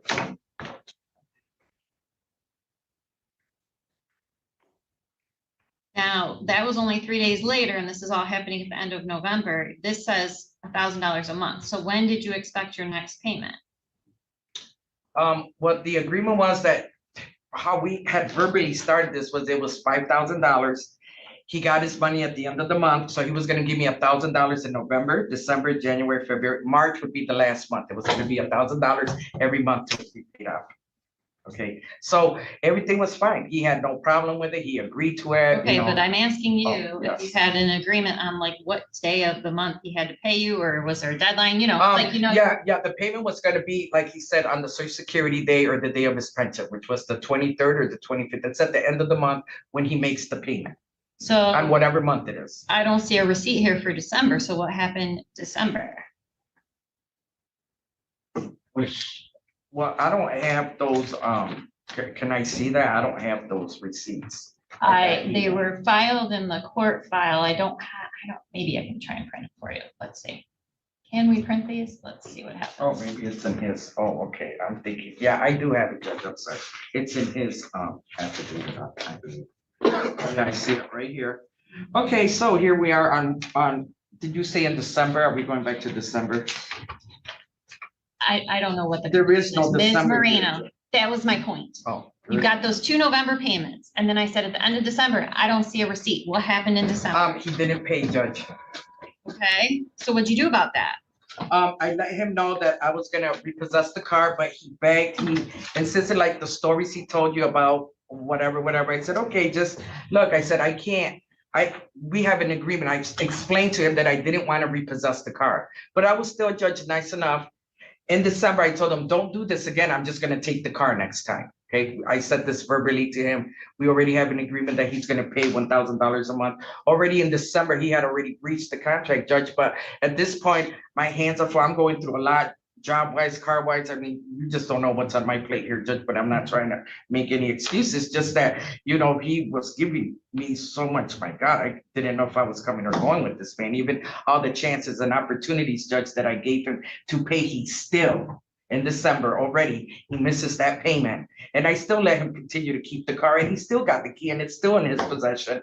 I'm paying insurance at this point. He says he agrees that he's gonna pay the insurance. I've never seen a payment for that, and I do have receipts for that as well, Judge. I still have insurance on that car because you can't have a car just sitting anywhere. Not to mention, Judge, the reason that finally in March, when I did repossess the car, as you can see, in January was his last date, and he did give me $1,000. And that was on 1/22/25 for a balance of 2,400. I've never seen him then. He don't knock on the door. And then when I do see him, Judge, it's an argument about everything but the car and the money. It's about everything else. A court hearing and this and that, just things that are irrelevant, Judge. And I've never seen him, but then when I do see him, she makes as much sense as he does. Only she makes it a whole lot faster. Can she take a breath, please? he still has the key to this day, and it's always been in possession. The reason I had to repossess it in March anyways, because his house got broken into. He does illegal activities with neighbors, and they had stolen his Jeep already prior to this. Is how we ended up in Detroit. But Okay. I felt I want to know, when did you have the car towed away? March. When? I'm gonna say, I do have towing. I got some receipts for the tow. That car got repossessed in March because he didn't pay in February. he missed the payment again. Then March came around. Even though I took it, he still didn't make a payment then. And he wasn't even planning on making. Okay, here it is, towed on 3/3. March 3rd. March 3rd, that's right. Because he's already missed a February payment at this point. And he doesn't come around, he doesn't say anything about it. So when I hear in March that his house has been broken into, his keys are missing, he's out of town, he can't get in his house, blah, blah, blah. I'm thinking, oh my God, now is the Cadillac gonna get stolen like his Jeep got stolen by the neighbors too. So there's only one key, he possesses the key. So I'm telling him, Norman, what if they take the Cadillac, then that's gonna be on me now. I'm letting this man know that I'm fearing for just everything that you can only imagine. I mean, this is my car with my name. I already have a lot going on. I work, I just do so many things, and this is where I'm at today, that just he couldn't come through with the payments. That's how I repossessed the car for non-payment. Okay, what happened to the Jeep? It got sold. You sold the Jeep. Yes. Did you give him his property out of the Jeep? Yes, I did, Judge, and I would tell him and Judge, and this about that the next day, whatever. No, it didn't even happen like that, Judge. He had more than ample time. Like I said, we live on the 4th floor of this building. He continuously comes in and out. The parking lot is literally, Judge, like from here, probably outside the door right there. Literally, he can go out and grab these things. As you can see, he makes a big deal out of everything, even his own merchandise he couldn't get with his own key when it's his own car. So that you gave me very inconsistent answers to that question. I said, did you give him his property Yes, back? I did. Did you find jumper cables in the Jeep? Yes, I did, And Judge. what did you do with them? I think I don't know, they might have been left there. I remember giving him, I don't know, some glasses, a brush, I don't know, little things, Judge, that really don't. Oh, good, he got his snow brush back. We were all so worried about that. Did you give him any notification he had breached the contract? in Yes, February? absolutely. Please don't talk over me. Oh, I'm You gotta sorry. wait for me to finish my I'm sorry, question. Judge. Okay. So did you give him notification that he breached the contract in February? Yes, Judge, I did. I told him I didn't want to repossess the car. As a matter of fact, I have one of my witnesses here who was with me at the time. We see him in the hallway, how he says we live on the same floor. And I had asked for at this point, the Jeep's already gone. I've already said to him, he doesn't talk anything. Oh, if I may, Judge, I know I'm all over the place because everything he says is incorrect, but the day of the repossession, he was literally standing there through the window, how he told you, under the hood, whatever it was, because they had to give it a jump to the car wouldn't go. There was a lot going on with the car, but he stood there, Judge, and he just didn't say not one word, not flag or say, what are you doing? Come over to investigate. It's his car. He said he's paid, but he's right there watching. He doesn't do anything to indicate that he wants it or he wants to know what's wrong with it or why somebody's there or what are they doing to the car. He just pretends like, okay, and now we're here today. So he was a witness to the car being taken away. When you came in, you said you had documents that you want me to have. You've given me nothing, so you have some Okay. stuff. I do. Just go ahead. Give them back. Oh, I'm sorry, you're saying that, so. They're already highlighted, the highlighted part is for her to show where I've made, the withdrawals or whatever it is. I highlighted my evidence there. On your counterclaim, you mentioned the trip to Detroit, but it's unclear to me what the $5,000 is for. Why are you asking for $5,000? Emotional distress, duress, everything I'm going through. Today, I'm missing work because, this letter got sent to me last week or the week before. However, I'm just getting home from a trip as well. Oh my goodness. How much can we sue these two for our emotional distress?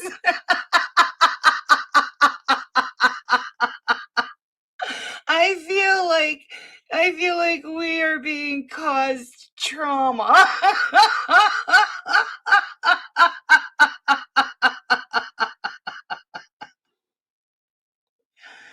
Oh, she sold him a car. He defaulted on payments, so she had the car towed. That's all it boils down to. And yet we get fish and shrimp in the drive-through and snow brush left in the Jeep and just all kinds of nonsense. Like I said, Judge, a lot's going on in my life, so I'm doing my best to try to, appropriately just do everything one thing at a time. So I'm doing my best here. Tell me about what the agreement was with the insurance when he bought the car, because it's not on the contract you wrote. Okay, well, like I said, it was verbal because at this point, he seems to be a gentleman. I really like Mr. Fergingham. When he came to me as a gentleman. He was very helpful, resourceful. He explained to me all these wonderful things. And again, that's how we ended up here. But with the insurance, because, I wanted him to drive it. So the agreement was that he was going to put me under his insurance and the car so he could drive the Cadillac because he has a license. The whole thing was about him getting to his doctor's appointments. Mr. Ferguson is real sick. He's got to go here, there. So all I was trying to do was accommodate him in every which way I could.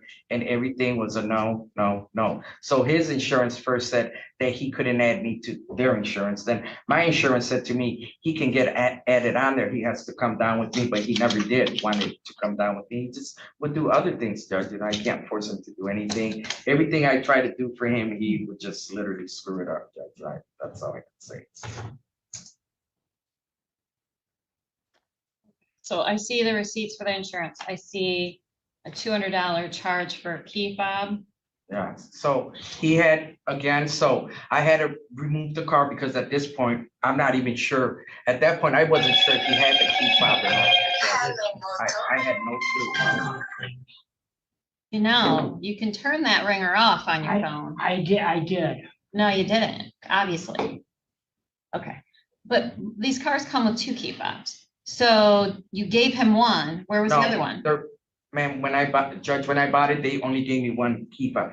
He knew that because we both know that usually there's a spare, whatever. Yeah, I understand. But when I purchased this car, it was just one. So, he was everything. The agreement was really smooth. He was excited. He had the key. He had the car. He had. Okay, you're really digressing from my point, and I don't. There was have time no for second this. key, Judge. Okay, No second key. So you went and got a key fob for this car. Yes. Do you use title to get that key fob? They won't just give a fob to anyone. No, it was on Marketplace on Facebook, and it says key fobs. It said from $40 to $500. Anyway, so I called this number, and yeah, I got a guy to come down from Detroit, and he programmed it while the tow guy was there. We were trying to give the car. That's scary. What if it wasn't your car? So get that guy come give you a key fob and drive away with any car you want? Judge, I didn't look at it. At that point, I was so, thinking about the car could have been taken because he had the only key fob, and I knew that. So I went and I just took a risk. Like, what if this car is missing, and then where does that put me? So I was trying to think ahead of time, not wait for the last minute to get bombarded with this and that in the car. He had already had a car stolen in the past, so I just didn't want that to happen to this car. That's all. Who's Renault Kassab? I'm sorry? Who's Renault Kassab? These letters you handed me say, "Dear Renault Kassab." Oh, I don't know. That is. What letter? Maybe I. Gave me one for March 3rd and one for March 13th. Oh, well, one was the lockout. That's how I needed it. One was a tow and the other one was locked out, and I had it. The key fob didn't work. So the key fob was only good to turn the car out, but not to lock the doors. You don't know what I've been through with that key fob. Yeah, so you're right. Again, I've been ripped off with the key fob, and I got witnesses. The lockout. Yeah.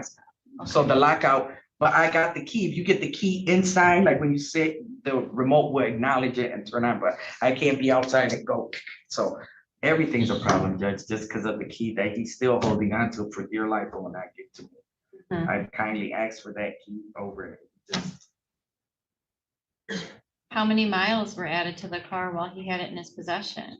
I don't know, Judge. We didn't look at things like that, I guess, we were getting to the nitty gritty, not knowing that we were gonna end up Trying to here. understand. Okay.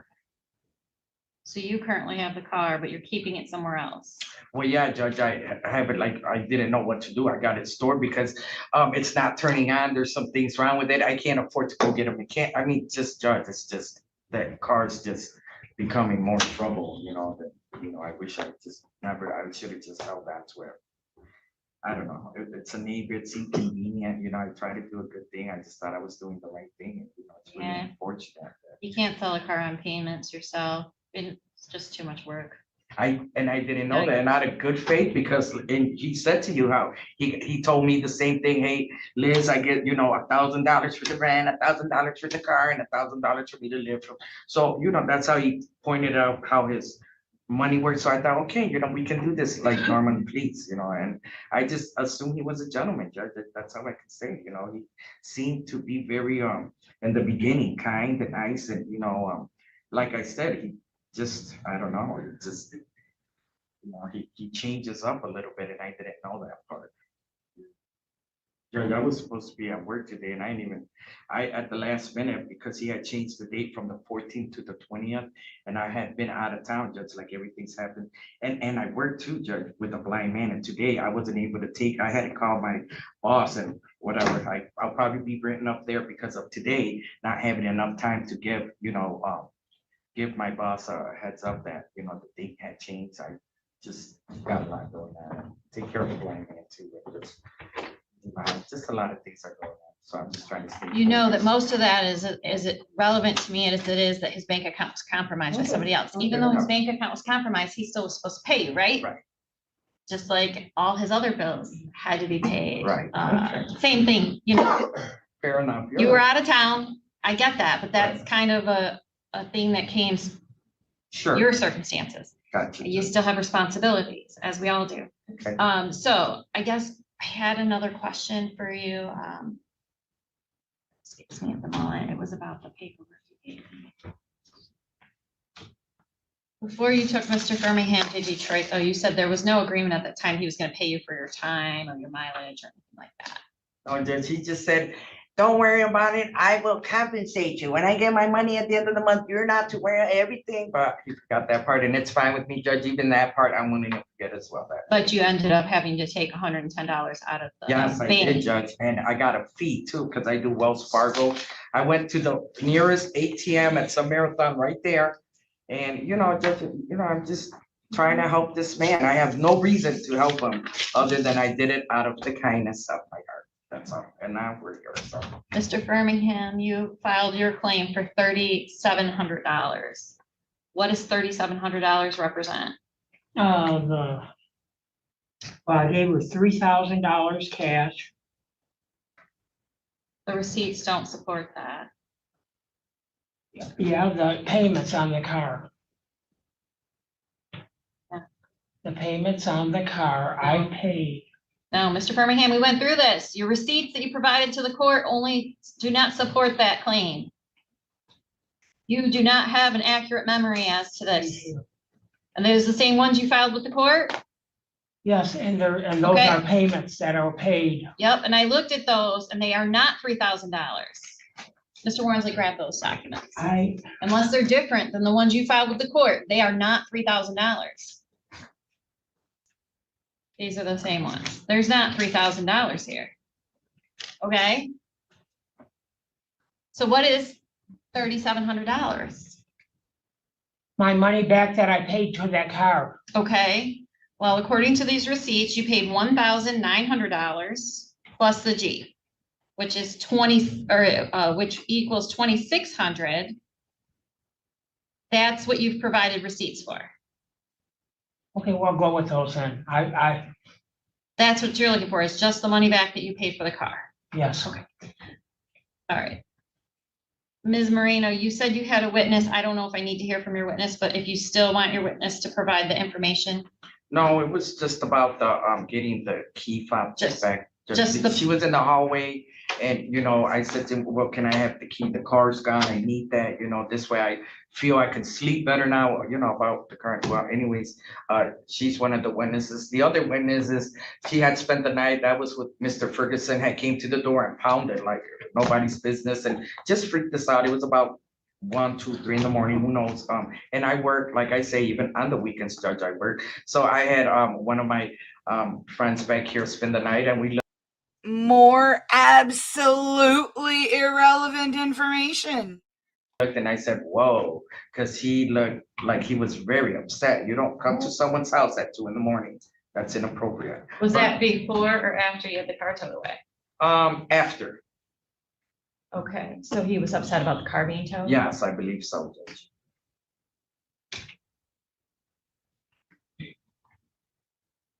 Mr. Birmingham, you have one last chance to tell me anything else you think I need to know. Did not have no legal right to that car. That's why I stopped driving it. That's why, because the title was never, ever issued to me. Her insurance company said I had to stop driving it because I was not insured to drive it. So, but she said you can still hang on to the key. Hang on to the key to the car because I know, and then the battery was dead completely. That's why it did not start. So it needed a battery. She said, I'll get you a battery, when it's paid off and that. But no, I did not drive that car anymore or had no rights to saying that was my car to nobody, not even the police or anything, because it was never in my name. Mm-hmm.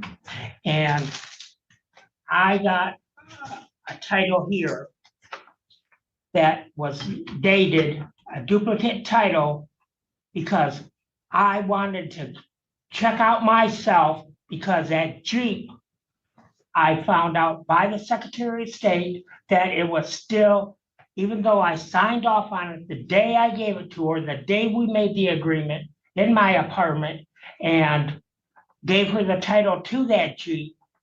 And that was the day we made the agreement. And that was like 30, this date on this duplicate title is April 30th of 25. And Frandor, they made a copy of this. Mm-hmm. And the license plate, they said, are both still good. And my license plate is still good to this day, but because my birthday is June 22nd of 25. And that's the sticker on that license plate. Mm-hmm. So I'm in a process of getting another car. Okay, but you said that title says the Jeep's still in your name? Yes. And the plate is. Mm-hmm. And the Secretary of State's, I think I got a paper from it. And where I had to get another handicapped hanger because I never got mine back from her. And it is one hanging in that Mustang she has in that parking lot. And I know it's mine because they make documentation on it. Mm-hmm. And, but I reported that too. And the plate of that Jeep. And the reason I was doing the investigation, because I could have been held legal if that car, because it's brand, and she had somebody looking at it. She said it was a little bit of money, but I know backyard mechanics, they could have, I know about catalytic converters, they could put a straight pipe on that Jeep. And it would have been, instead of replacing the catalytic converters, that's why I decided to get rid of it, because it was a Grand Cherokee. Not in Michigan, you can't do that. You won't pass inspection. Never had one in my life. I bought it from Young's in Owasso and paid almost $5,000, and I got the receipt on that. That Jeep was a good Jeep, in good shape, the body was and everything. And kindness of my heart, I let it go for whatever she said. Because I figured that Jeep had bad karma. I needed to get rid of it. Get something else. Mr. Birmingham, Yes, during the time that you were purchasing this Cadillac, did Miss Moreno drive that Cadillac at all? yes, she did a couple times. But How, firstly, you had the fob. oh, no, I'm sorry, I take that back. That, because she ended up getting her other car that she wanted, an other Cadillac that she's got now. And she wanted me to, pay it off as soon as I could because she put money toward the other car. And sure, the 3,000 went for a down payment on it. Because it was a friend of hers that she knew. Can I have the bailiff just show that to her? This is all her writing that day. He just wants you to give that to Miss Detroit. Detroit. You want her to see that? Sure, let me look at it, make sure that it's right. That's right, 245. Here you go. I haven't seen a penny yet. Thank you, sir. Yeah, you go ahead and show it to the. Add that, Judge, to that too.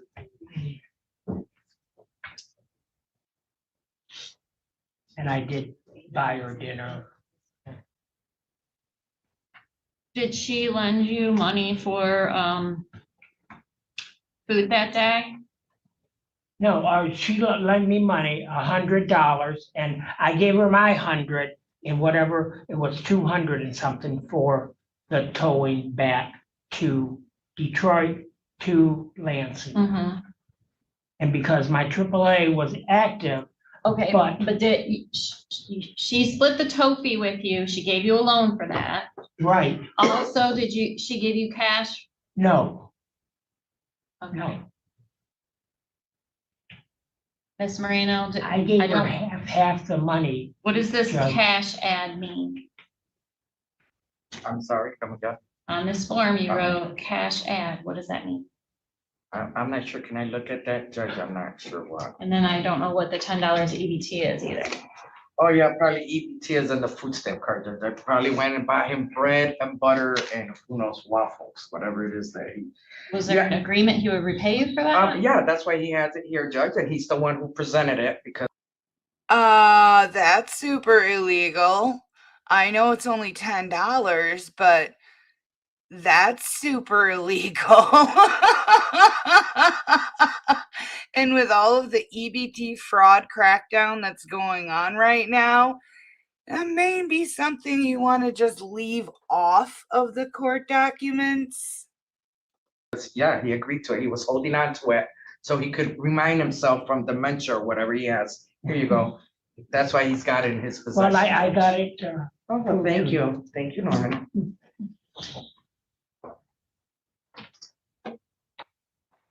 She did not tell me she's gonna charge me for her time, besides her kindness or whatever. I'm sorry. Don't pay me for the time then, okay? Pay me for the time then. But Judge, what I did agree to, after she gave me that paper, was the next day or so, maybe the same day, I think it was the next day, she brought it to me. And I seen it and I said, okay, I said, I'll give you $300, I'll round it off for your kindness and everything. So now, So I did not say 240, it's 300. 300. Oh, sorry, Judge. Yeah, It's so 300, see, not 240. I'm telling her. Thank you, Norma. Thank you. I appreciate that. Thank you. I'm not a bunko. Okay. Based on what I've heard here today, the evidence only supports that Mr.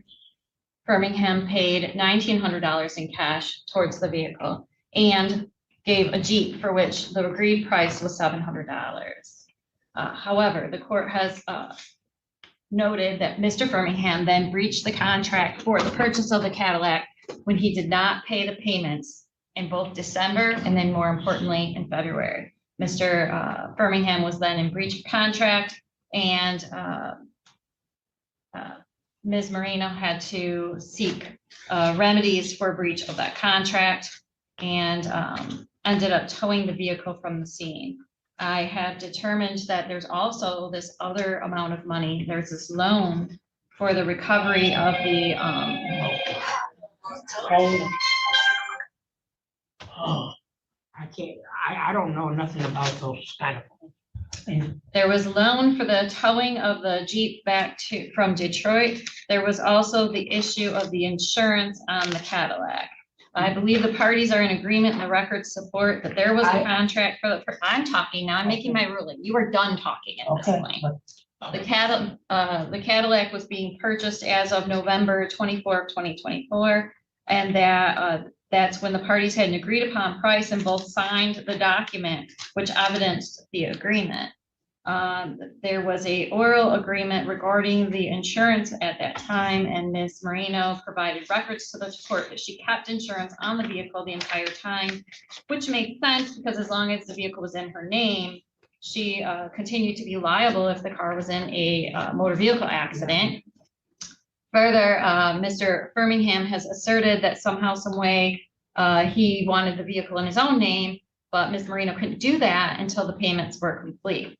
I'm not going to have Mr. Firmingham paying payments though, since you repossessed the vehicle. He did not have access to it in March or April, so he's not going to be paying you that. And he's not going to be paying you for the month of November since the contract didn't start till the end of November. I'm not. Okay. Also, so when I added up the insurance that was for December, January, and February, that's $423.45. I also noted that you had the vehicle towed from the location. Normally, I would say that might be a bit of a extra, I guess I would say. But since you live so close together and he had the fob to the vehicle, I think the only way to, at that moment, assert your property rights and keep him out, probably your best option would have been to come to court and get the key fob back from him. But I will award you the $101.80 for the tow.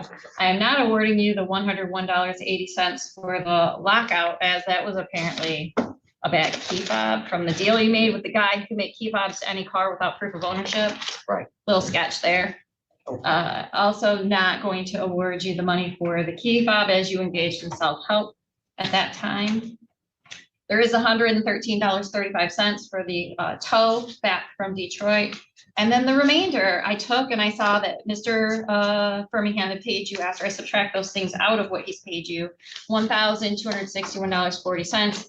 And essentially he had the car for the 3 months that you could not drive it. And I think a fair rental rate for the car for that time is the $400 and some a month. So I'm going to call him no cause of action.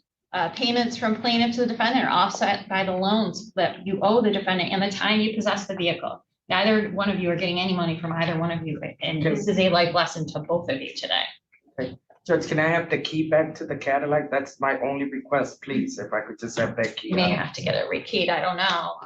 Mr. Firmingham, do you have the key yeah, I got it somewhere. somewhere? Yeah, I have to look. No, he has it, Judge, right there, probably in his purse right now. But no, Judge, can I just make this one statement to you? That Cadillac, I could never put insurance on it, never, ever. Because, and that's why I stopped driving it.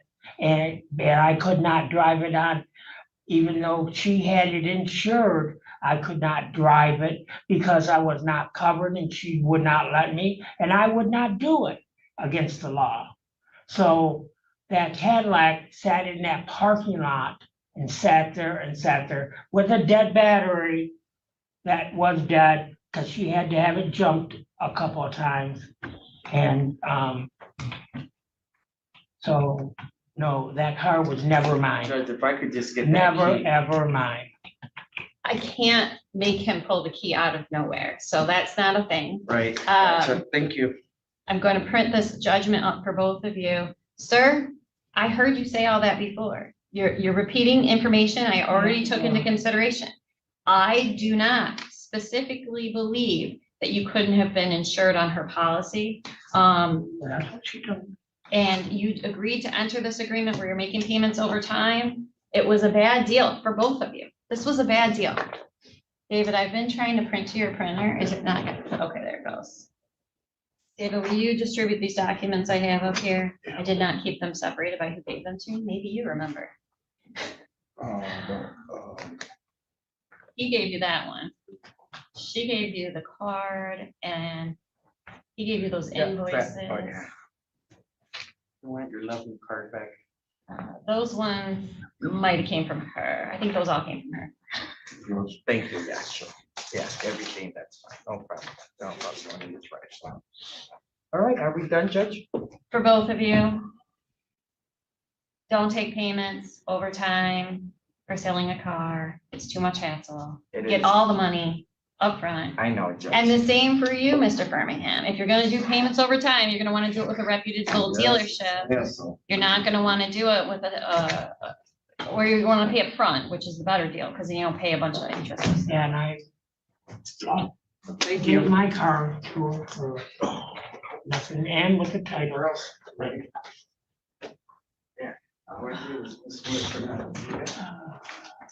Mr. Barrett, did you have an announcement? Oh my goodness. My face hurts from laughing so hard.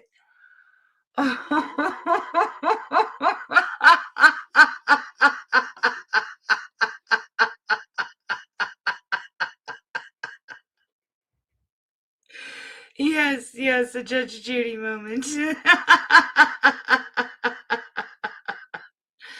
Oh, you guys are great in that one. Now this one here, this is Judge Axum.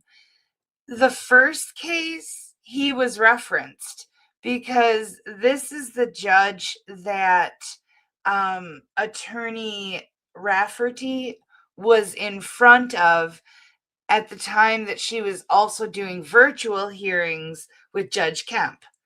So now we get to watch a Judge Axum case. And it's fun as well. It also involves cars. You're going to have to unmute yourself. Yes.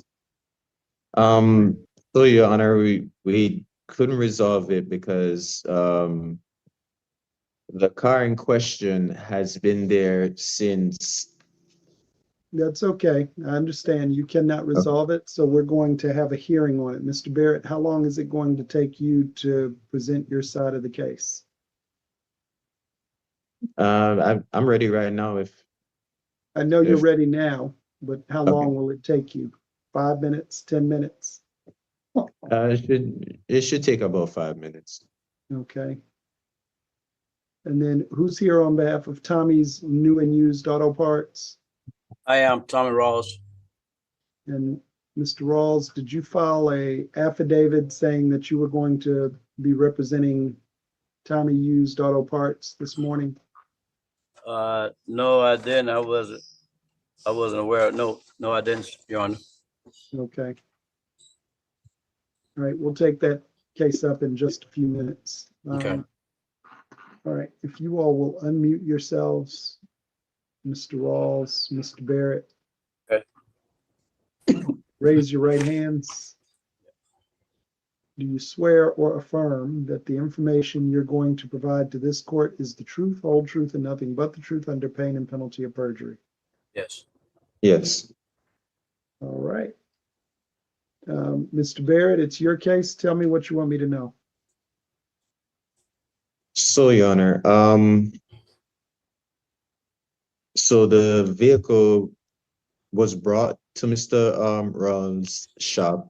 It was brought by my cousin, who is Dalton, and he's also present right here with me. But because that's the vehicle that we both use to get to work, along with my mother, and my cousin is the one who usually takes me to work, my mother to work, and everything like that. So that's why when the work was needed to be done, my cousin, Mr. Dalton, was the one who gave him the car to do the work. All right, so you took the car in to have work done on it. How long ago? What date? Like, let's start there. It was basically, I want to say, I have the receipt for the transmission. So it was, the transmission receipt says September 14th, 2023. So I want to say we brought it in maybe a couple days after that. So we brought it in a couple days before. Sorry, my recollections. Like I said, my cousin brought it in, so he really knew that specific date. But we brought it in a couple days before, along with the transmission, and that's what we needed to get done. Just needed to replace the transmission. Okay, And what happened? and then the dash every time we went back, well, my cousin went back and also asked and looked. The dashboard was stripped. I do have pictures of that where there's also the windows were down. It was outside and there's covering on top of it. It looked like, and there's parts everywhere inside the car, wires and parts revealed and everything like that. And that's what I saw when I went there because it was outside and everything. It wasn't in the shop. It wasn't inside being worked on or anything like that. Whenever I did call Mr. Rollins about the said vehicle, he told me that it would be worked on and that I could come pick it up next week. Hey, did you go to pick it up? Yes, I called him again to ask him before I made my way over there, and he said no, that he still need more time because the guy who we had working on it had some complications and he didn't know what he was doing. So I asked him, okay, how long and everything like that. So he told me again, he was like, come again next week, but by this weekend at least. So I called him again when the weekend approached on Friday, and I asked him about it, and he was like, "Stop pressuring me. It will get done and everything like that." And he told me that I needed to come and fix it myself if I Okay, wanted that bad. did you ever pick up your car? No, Okay, so he still has it. he still has it. But prior to us coming on this court call, about last week, I got a call from his shop saying that the vehicle is now done and everything like that. And this is 2 years on, basically. Okay, you didn't go pick it up? No, because one, it took 2 years and I don't feel like it was done correctly, nor it was done. So I'd like for it to be looked at by somebody reputable, by a Toyota dealer or somebody of that Well, like this expertise. court, let me just tell you, in this court, all I can do is you all have a hearing and the resolution is money. That's it. Okay. So unless you did some sort of writ of possession or petition the court for your car back, all I can award is money. What did you sue for in your complaint? Well, I sued for the rental car for the time that my cousin and I was out of a vehicle. And how much was the rental car? The rental was $150 every 2 weeks. Okay. So how much have you spent on a rental car? I have to calculate that real quick, but I would say about the estimate for about 1 year now, we've had the rental vehicle. And sorry, Honor, I'm doing a real quick math as best as I can to at least give an estimate. So I estimate the total is about 2,400. Okay. And what else are you asking for? I'm also asking for the court fee, which is $89. Okay. Did you ever pay Tommy new and used auto parts? No. Okay. And what about your car? Are you asking to be compensated for your car? Yes.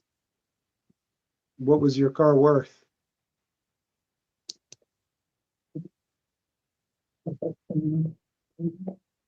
I'm not sure of the book value for it. It was 140,000 miles on it. What kind of car is it? It's a Toyota Celica, Okay, a Celica from what year? 2004. Okay, no idea what that's worth? Not at the moment. Not at the moment, Your Honor. Okay, I'd have to look up the today is the trial. I'm just telling you, this is it. So if that's all the information you have, I'm going to talk to the other side. Did you have anything else you wanted to present? Well, Your Honor, I paid 5,000 for the vehicle when I bought it back in 2021. So if I can get that equivalent value, I'll be satisfied with that. Oh, I bet you would be. I also bet that's not gonna happen. By the way, everybody, Palmy says Merry Christmas. All right, Mr. Rawls. Yes. Miss Willis, if you will give me some co-host abilities, please. Yes, sir.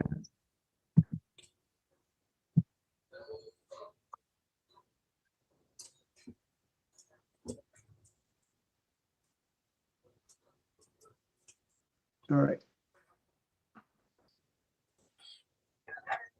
So, Mr. Barrett, you had finished. Mr. Rawls, do you have any questions for Mr. Barrett? Yeah, Your Honor. Mr. Barrett, when the car was first brought to my shop, the car was brought by Mr. Dalton, who I have met over the years because he worked next door, the shop next door So, to me. Mr. Rawls, do you have any questions for Mr. Barrett before no, you testify? Oh, no, I don't. I don't have any question for him. Okay, then you can go ahead and tell me what you want me to know. Okay. All right, Your Honor, Mr. Dalton and I have been neighbors for the last maybe 10, 12 years before when he brought his car to my shop. I probably pretty much talked to him about every other day.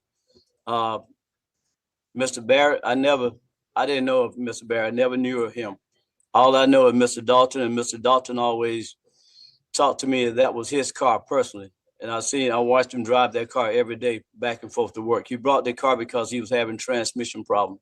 And he asked me if I could help him. And I said, yeah. So he told me he was going to pick up a transmission. He went and picked up a transmission, brought the transmission. We began to disassemble it. And we found out the transmission that he brought was the wrong transmission, wasn't the correct one. So then he attempted to pursue going and finding him another transmission, which was probably about another week or two. He brought another transmission. Then we attempt to go ahead and start putting the transmission in the car. And after taking the transmission out of his car, we saw that his shift cable was bad. There was some couple things going on with the shift cables. And I told him that we needed to get those shift cables replaced, and he agreed. And at that time, we had to take the dash out to do the cables. The cables run through the dash on that Toyota Celica. So we did have to dismount the dash panel. During that time, my help wasn't that good. So it was taking longer than normal. And then at the same time while working, Mr. Dalton did come by and inspect the car. And he saw that the dash had been taken loose, and I told him we had to do that to get those cables put back in properly. After that, I hadn't seen him. I haven't seen him. Then right after that, I lost my wife unexpectedly, and that kind of slowed me up a little bit. Not having much help. So then after a couple of months, I finally found another person that can help me around the shop. He came in and helped me at the shop, and we started putting Mr. Dalton's car back together. But in between that, I haven't seen Mr. Dalton. Mr. Dalton hadn't even been by my shop. There was a couple of things that we needed to be parts that we needed to get for his car. I went ahead and bought the parts out of my pocket to finish up his car. At the same time, I haven't heard from him. I did make a call to the number that was on the paper that I got from the courts, and I guess Mr. Barrett did answer the phone. He did answer the phone, and I talked to him, and I told him his car was ready. And like I said, I haven't heard from Mr. Dalton, but his car has been completed. It's been driven, been test driven. His car is running fine. So right now, as of today, he owes the shop right now $1,690 for the parts and labor that we had to put on his car. Okay. Mr. Barrett, do you have any questions for Mr. Rawls? Yes. I would like to turn it over to my cousin, Mr. Dalton, who he has been dealing with. I agree that he has mainly been dealing with him, so he knows a bit more, although he has also dealt with me also. But my cousin. Hang on, because your cousin's not a party to the lawsuit. So is your cousin an attorney? No, he's not. So, okay. So this is your chance to ask questions of Mr. Rawls. And unfortunately, you can't just hand it off to someone else. You're the party. So if you have questions you want to ask Mr. Rawls, you can do that. Okay. I'd like to ask, what parts did you buy for the transmission, Mr. Rawls? What were the parts? Well, the slave cylinder was bad on the transmission, and your axle shaft needed to be replaced on it. And along with one of the cables and the grommets and the fluids, and we had to put another battery in it. Your battery was bad. So those were the main things that I had to get.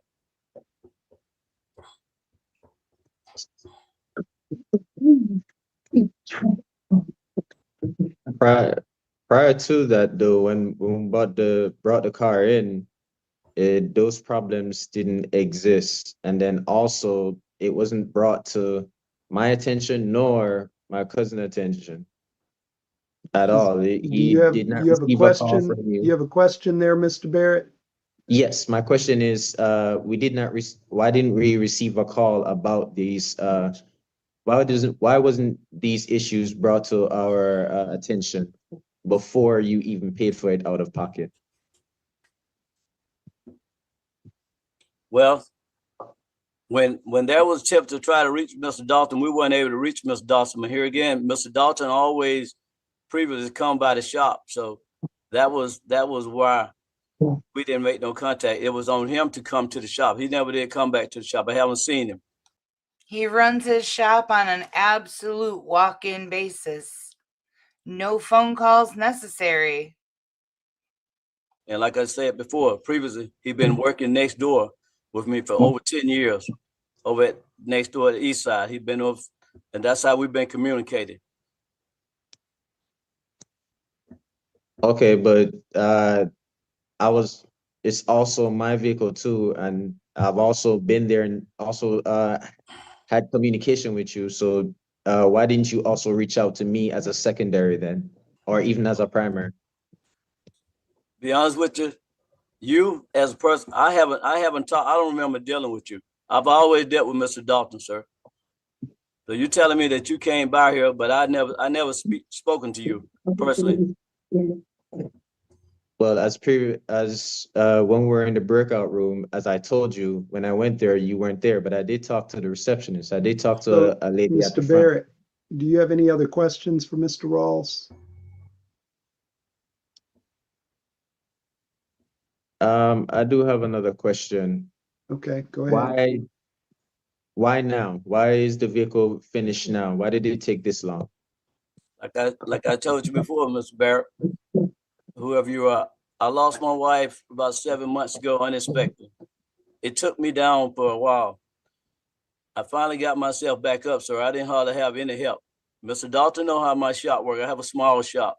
I work 7 days a week, sir. I work 7 days a week trying to take care of my clients the best I can. Now, I do have help now that came in that was qualified to help me the way I needed to be helped. All right, any other questions? One more question. My condolences, but why also, you could have communicated that to myself. Why wasn't that communicated? We would have some at least understanding of what's going on. Sir, here again, I did not know of you. I have no numbers of you. I have no information for you. So I've been dealing with Mr. Dalton, like I said, and Mr. Dalton always came to my shop personally and talked to me when he needed something. And I haven't heard from Mr. Dalton for over 8 months. Have you tried to get in contact with him or myself? Yes, through some of the guys next door, they haven't seen Mr. Dalton. So that's how I've been contacting him, been communicating with him from the guys that previously next door that he used to work with.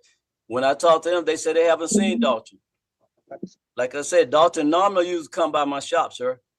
And you just told me y'all had a rental car. If he had a rental car, why didn't he come by with a rental car so we could speak? He never came by, sir. And like I just told you, I work here 7 days a week. You can ask anybody in this neighborhood. I'm here 7 days a week. All right, anything else? I said, one more question. We have the same number. Why didn't you call the number? Call Mr. Dalton's number or even my number. Why didn't we receive a call? We have the same number. Sir, the number didn't change. Okay, sir, I called you a couple weeks, sent the number, called you out a couple of weeks ago, let you know the car was ready. I still haven't heard from Mr. Dalton.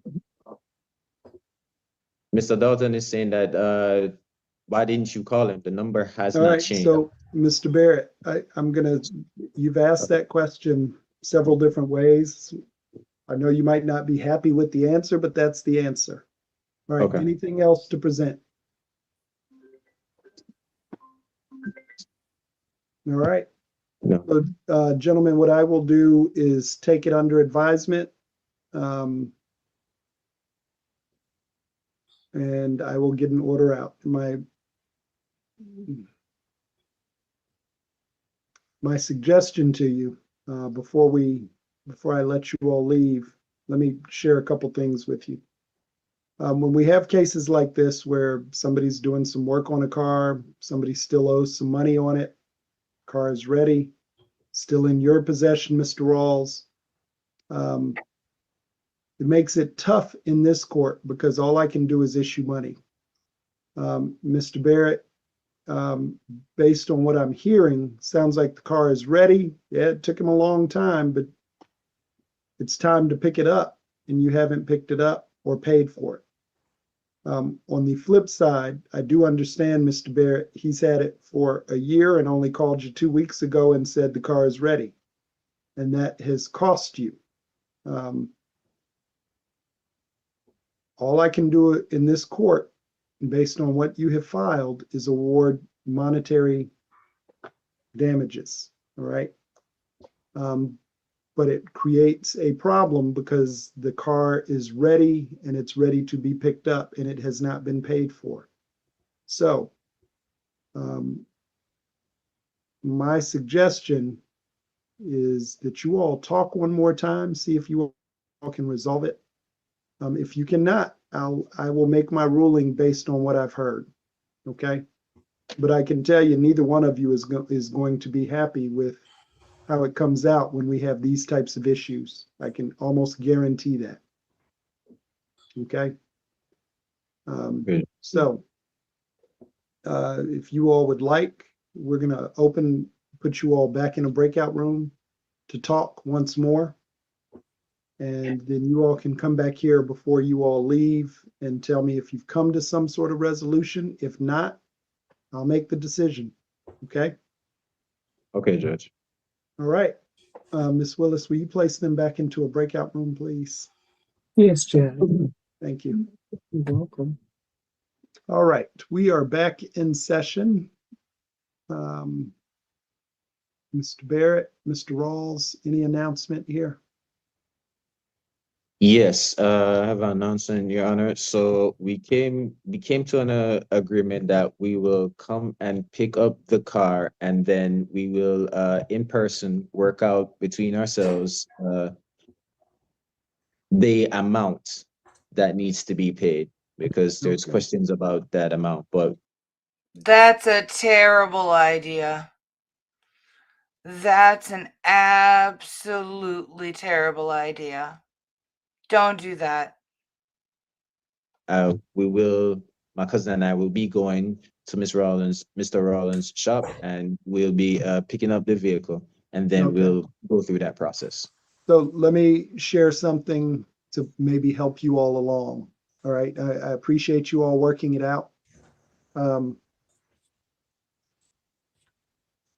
To rent a car, you're in a unique situation. Well, it's not unique because I've seen it before, where somebody works on cars and it sits for a while, and the other person goes and gets a rental. Let me just say this. The car isn't worth that much in the grand scheme of what cars cost today. I know it's worth something to you, Mr. Barrett. I'm not discounting that, but the law does not take that into account. Okay, you may love the car, and it may be worth $30,000 to you, but on paper, it's probably only worth a couple $1,000s. Okay, a car that old. And I don't know that. I'm just, if we had experts come in and say what they could sell the car for. So it's only what it's worth on paper. That being said, you all came to an agreement, but it wasn't in writing, of the car being fixed by Mr. Rawls. What no one contemplated was that it would take a year and some months for that work to get done. Now, Mr. Rawls, I understand that you got some things going on in your life that slowed you down, which is understandable, but it's still not part of what Mr. Barrett was expecting. Everybody has personal issues. Yeah. Okay. So while we understand them, it does not excuse the business relationship and what needed to happen. All right. Right. So, but I need both of y'all to hear me, because both of you have some merit to what you all are doing. Okay. Nobody's trying to swindle anybody. It is just life. So, on the flip side, Mr. Barrett, I doubt there's any court that would give you, that would award you rental fees for a year or even more than a few months. And then when you get into actually doing the math, if you continue to rent a vehicle, you could have bought a new used vehicle for what you're paying for the rental. So the court has to take all of that into consideration, and I'm trying to do it in a fair way. The reason I've stopped to talk to you all about that is because you all are going to have some discussions. Sounds like you all are going to be able to work it out, but you all need to have some idea of how the court would treat this. All right, because that will inform you in your discussions when you all are trying to work it out. So I'm just going to share with you what I would probably be inclined to do. I would require you, Mr. Barrett, to pay for whatever services Mr. Rawls perform. But Mr. Rawls, I would discount some of that. Okay, he shouldn't get it for free, but he should not have had to have waited for a year to get his car back, and the communication issues that happened. So knowing that, I just need y'all to know what I would probably do if you all asked me to rule on it. I would probably, Mr. Barrett, you would, if everything worked out, I would probably have you have to pay something to Mr. Rawls for the work he's done. Okay, it would Which be is that? discounted. You wouldn't pay the full price of what the 1,600 that Mr. Rawls is asking for. I'm just telling you, Mr. Rawls, it would not be based on the time frame and everything Mr. Barrett has gone through. But I need y'all to understand that, okay? Yeah. Because what I'm going to do is I'm not going to dismiss your case. I'm going to continue it to a virtual hearing on July 9th at 9 a.m. All right. So what should happen between now and then is hopefully you all decide amongst yourselves what that is going to be. All right. What you would fairly pay Mr. Rawls at a discount, probably. And if you all can't work it out, then that July 9th date is when I will make my final decision. You all will come back to court. I'll make my final decision. I'll keep some notes and we'll make a final decision on how this case is going to be resolved if you all can't work it out before then. Y'all got it? Yes. Yes, sir. Yes, sir. All right. Any questions for me? Nope. No. All right. All right. Well, let me just say this. I hear these cases all the time. I appreciate both of you being very, Mr. Rawls, you trying to complete the work. Mr. Barrett, you being understanding. It's appreciated because we don't normally get to this stage. It's normally me making the decision and both parties typically leave upset. So, all right. That is it. You all have your new date and you all are excused. All right. Thanks, sir. All right. Thank you. Joe. All right. And yes, I did look for them on the July 9th docket and I didn't see them. So they must have worked something out and successfully resolved it, I would think. Or I don't know, the other possibility is they were in a different hearing that I didn't have from that date, but I didn't see them.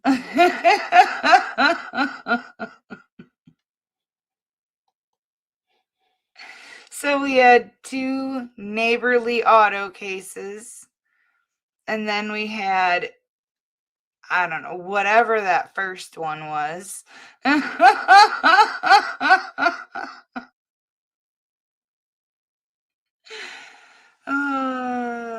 Yep, yep. I thought those were fun. Especially that middle one.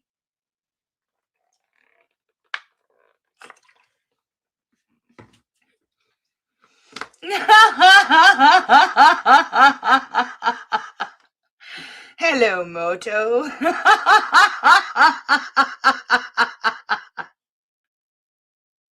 His phone went off at all of the most inappropriate times. The judge just starts her ruling. Her phone goes off. The defendant giving testimony. Phone goes off.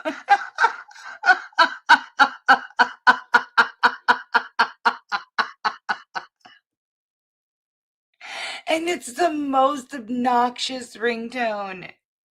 It's the factory set ringtone. Oh my gosh. I hated that ringtone so much. My dad used it. Oh, I hated that ringtone. Oh, but it's the loudest. No, you can make other ringtones just as loud.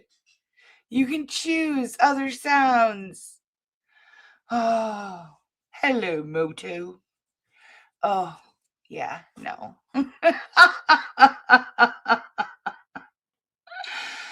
Oh my gosh, my face hurts. My face hurts from laughing so much.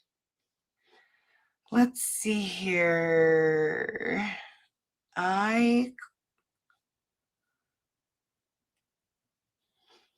Well, this one looks possibly okay. I have to be careful when I'm blindly running body cams because they could so easily get the entire stream demonetized. But let's try this.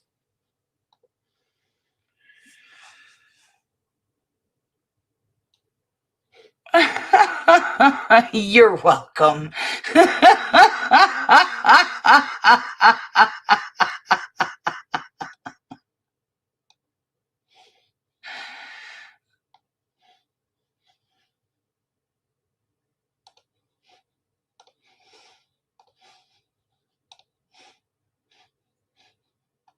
Oh, I gotta move that tab. It's gonna drive me crazy otherwise. There we go. A deputy responded to a report of a woman fighting with patrons in a restaurant and demanding child support. While leaving the restaurant, she swerved her car around the deputy when he activated his emergency lights, eventually parking behind another business. 44 St. John's tonight. What's going on? Nothing. Well, there was I'd like to go home. Well, there's an altercation. No, there wasn't. Didn't touch anybody. They didn't touch me. Okay, well, what we're No, gonna do I'm is, not getting out the car. why not? Why do you need me out of the car? Ma'am, I'm asking you politely to step out of the car. No, I'm You're not. part of I'm doing a criminal investigation. I'm asking you to step out of the car. No, get your officer. Ma'am, step out of the car. Please don't leave No, like no, this. no. You need to call your Ma'am, senior. I'm asking you politely to step out of the car. Why? I'm asking you now to step out of the My car. son's right there. Why are you? Because we're going to step out of the car. I No, asked you I do not need to. to. Step out of the car. Why are you Step out of the car.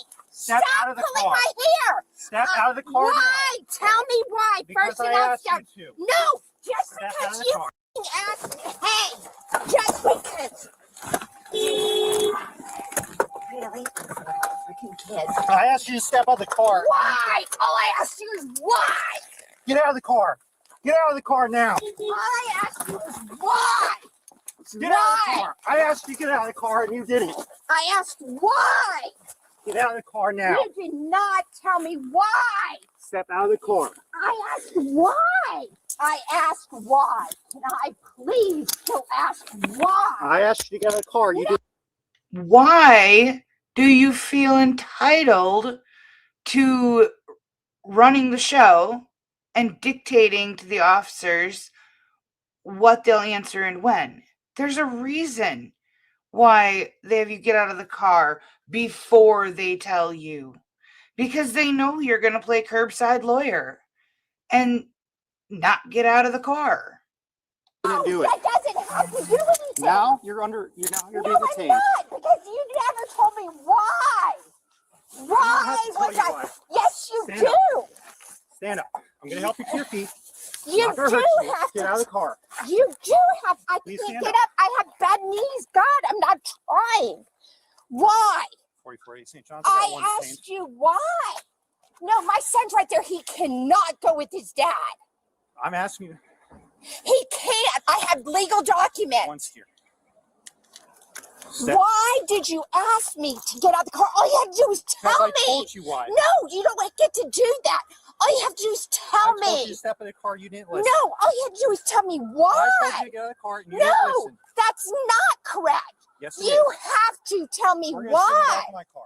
No, I asked you to step in the car and you Sir, didn't listen. my son cannot go with him. I have legal documents. Do you have anything in your pockets? No, Any weapons? no, Are you injured at all? no.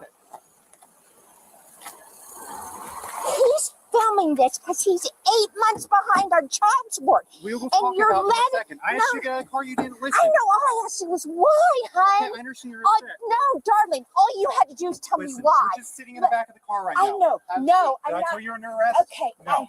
Step in the car. I just asked you once again. I asked you to step in the why? car. I just asked him why. Have a seat. Put you in the car. I know, Ma'am, if I had to remove you from the car, don't make I me put know, you in. but I just asked why. He's gonna lie about Listen, all of we're gonna this. talk. Oh my God, she's got crazy eyes. They all of them, when they do this kind of stuff, like their eyes bug out of their face. Oh, she's terrifying. About this in a second, but I No, actually you're stepped in going the car to and take you me didn't- to jail because I'm sitting here. He's 8 months behind in child support. I have to serve more Ma'am, can I paperwork. please? We'll do all this in a second, but I need you to listen to me. Put your feet in the car. I'm going to crank the AC. I'll be back here to talk to you, okay? Yeah, and he's going to tell you all. Hey, bud, are you all right? Oh my You goodness. okay? My name's Ben, by the way. Okay. Sorry you had to see all that, but she didn't want to get out of the car when I told her to. Will you be okay right here? Yeah. Okay. Well, I'm going to talk to your mom for a bit. I don't want to take her to jail because she didn't want to get out of the car. We're going to talk about that, okay? But me and her need to have a conversation about when an officer asks you to do something and you don't do it. That's the problem. Okay. It's nothing against her and it's nothing against you. All right. When I get reports that people are fighting, your mom, she's like, nothing's going on. And I asked her to step out and she don't want to get out of the car. That makes me think that something's wrong, that she did something wrong. And when I say you need to get out and she wants to get argumentative, it don't work. So me and her gonna have a conversation. I don't want to take her to jail on something like that because it's petty. However, we're gonna have a conversation with everybody inside and we're gonna do that. If you have any questions, we're gonna be right here and we're not going anywhere until we get it resolved, okay? All right. That's why I've been yelling at you. Okay, He's well, I just talked to autistic. your son. He's fine. I just had a conversation with I him. know.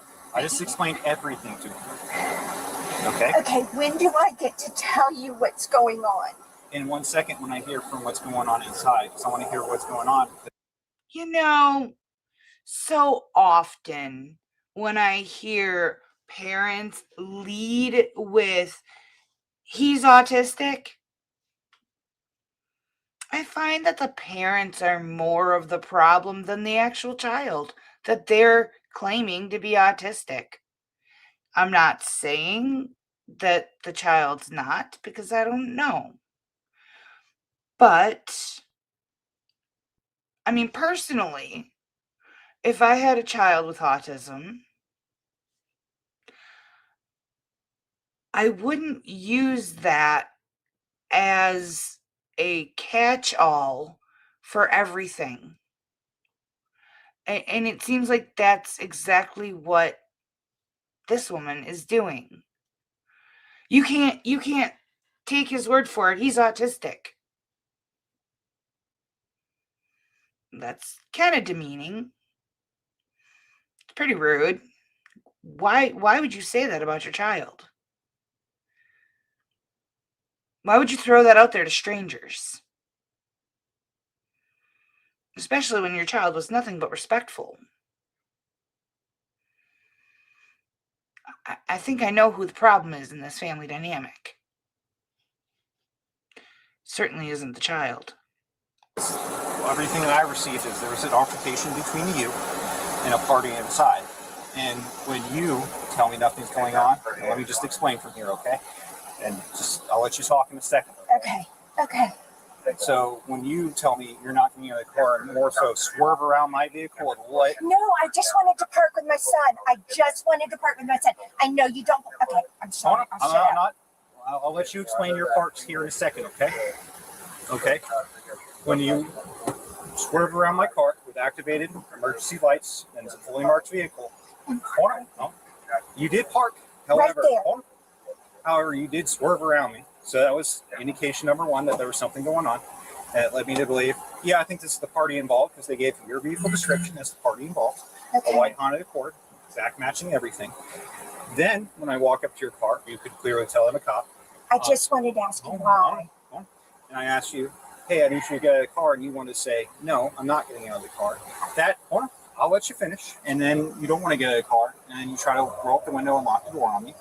That's another indication of a problem of me, who has the legal right to detain you at this time to further my investigation regarding the battery occurring. And then I had to physically... That's what they're saying? Hold on. That is what the allegation of what I'm responding to. That does not mean it is what occurred or hold on. That is what our 911 dispatchers were told about. And then when I have to tell you multiple times to get out of the car and you don't want to listen, and hold on. And I had to physically remove you from the vehicle with force to remove you from a car after I told you to get out and you didn't want to listen. And all you had to do was step out and we could have talked right there. I wasn't going to put you in handcuffs. I wasn't going to bring you all the way over here. We were going to talk right there. However, because I believe that vehicles are weapons, and I don't like to talk to people while they're in cars, if they're a suspect or a victim, if that in any case, because I have the legal right to remove you from a vehicle, and that's why I removed you from the vehicle with force, because if you didn't listen and you do all that and the other, that's why, okay? Okay. That is why I took your keys off, make sure your car was in park before I entered that vehicle to make sure that you, number one, you were going to take me with you, and number two, that you had a child with you, and I didn't want you driving erratically because you were upset. So there's multiple issues there. I Okay. was parked and I would have ran you over if I tried to get out. You know that, hon. Well, hold on. I know, but you don't want me to talk. You just want to talk over me. I'm not going to talk over you. I'm about I to know, give you the but chance. if you and I had a dialogue, I'm about to have a dialogue with you, but can I finish? Absolutely. Right now, when it comes to whole charging you about that whole vest, it's up to me. And what I'm saying is I'm going to weigh some facts, figure out what's going on with this, and then we'll go from there on that part. Now, what is going on? Let's start this whole altercation. So, actually, you know what? Because you're in custody, I got to reach your rights, okay? Do you understand these rights that I've read to you? I do. Okay. What happens? I have to serve him legal papers, and he's avoiding it, and that's all. Okay. What kind of legal papers? Look it up. I'll give you the number. Is it? No, look it up. I'm not talking much. Look it up. Why won't you talk about it? Take me to jail then. I don't want to take you to jail. Yeah, if you've got to you legally do. serve paperwork, we can help you with that. Why can't we help you with the paperwork? No, because they just. I will give you the case number. Is it a civil court matter? Is that the child support you brought up earlier? I will give you the case number. Would you like the case number to look it up and figure it reads perfectly clear? Okay. What happened? Would you like to look at the paperwork I served up? Because you can. I'm not saying anything else. Okay. What happened in there? What happened with your I'm whole not saying anything else other than they prevented me from serving Who paperwork. prevented you from serving I'm paperwork? not Because that's saying an issue. anymore. Because they're not supposed to prevent you from serving paperwork if it's legal paperwork. So what happened in there? Go talk to them. So what happened? Lady comes in here, starts yelling at one of our customers about some personal matter between the two. We try to separate it. We're like, ma'am, please leave the building. She did. My bartender is fucking say, hey, you need to stop it. She starts saying insults to my bar manager. My bar manager tried to stay calm the entire time. She eventually then tried to get physical with my bartender, slapped one of my boys in the face. Which boy? I was pushed. I was just pushed a few times. Okay. And she slapped him. What? You got slapped in the face? Yeah. Okay. You want to pursue charges? Because I had to fight her in the parking lot too. Whatever the path of least resistance is for the kid, let's do that. How you doing? Okay, I suppose. Okay. I haven't talked to you as of yet, but yeah. Are you able to take the children? Yeah, I can. I'll probably just take them back to her house. My daughter's 18, my son's 13, so they'll be okay tonight. I'm going to stay right down the road. Okay. Do you want to come and get him? Yeah. So he's not sitting in the car alone? Yeah, I didn't realize it was. I thought his sister was in there with him. I'm going to leave your car right here. I'm not towing it. Okay? So you'll be able to pick it up from here. You are trespassed from South Kitchen. Okay? If you return to South Kitchen, you'll be placed under arrest. Where? Excuse me. Yes. Did you look at the custody paperwork to make sure he can go there? Because I will be filing with the judge in a couple of days. That This first is of all, what I we call was extenuating circumstances. And we'll talk about really, the even though car. Is there an injunction or something in place? No. He's working on the injunction. He started that today. She came and assaulted me in my home Sunday night. Did you file charges? Yeah. And I did that today with Duval County through the state's attorney's office. It's going to be a felony because they wrote it up as burglary and then assault. The short version is she's trespassed from my girlfriend's house. She put some paperwork on her window. We came up here because it makes me feel safer. Called your non-emergency number. Nobody showed up, and then eventually she came in there and. I 100% believe him. Absolutely. her breaking into his home, assaulting him or his girlfriend. Yeah, I could see that. No surprises. Was a holy terror in the bar, and that you found her. Everything combined, she's got to take the ride today, unfortunately. Yeah, she's, and I hope she gets up. Like I was telling him earlier, I hope she sees some clarity. She's gonna murder me at some point. It's just escalated to the point where there's no rationality on this. And that my goal is to not have that happen. You guys just don't care because right now you're charmed by them. I'm not charmed by anybody. Duval County's not fucking charmed. Either is Department of Children and Family Services, who opened an investigation on him 6 weeks ago. You won't even call. Why? They get endangered. Trust me. You will stand out of there. Okay. But you have to stick with this arresting me. How much you want to bet that the only reason there was an investigation opened was because your mouth opened and made up a bunch of bullshit?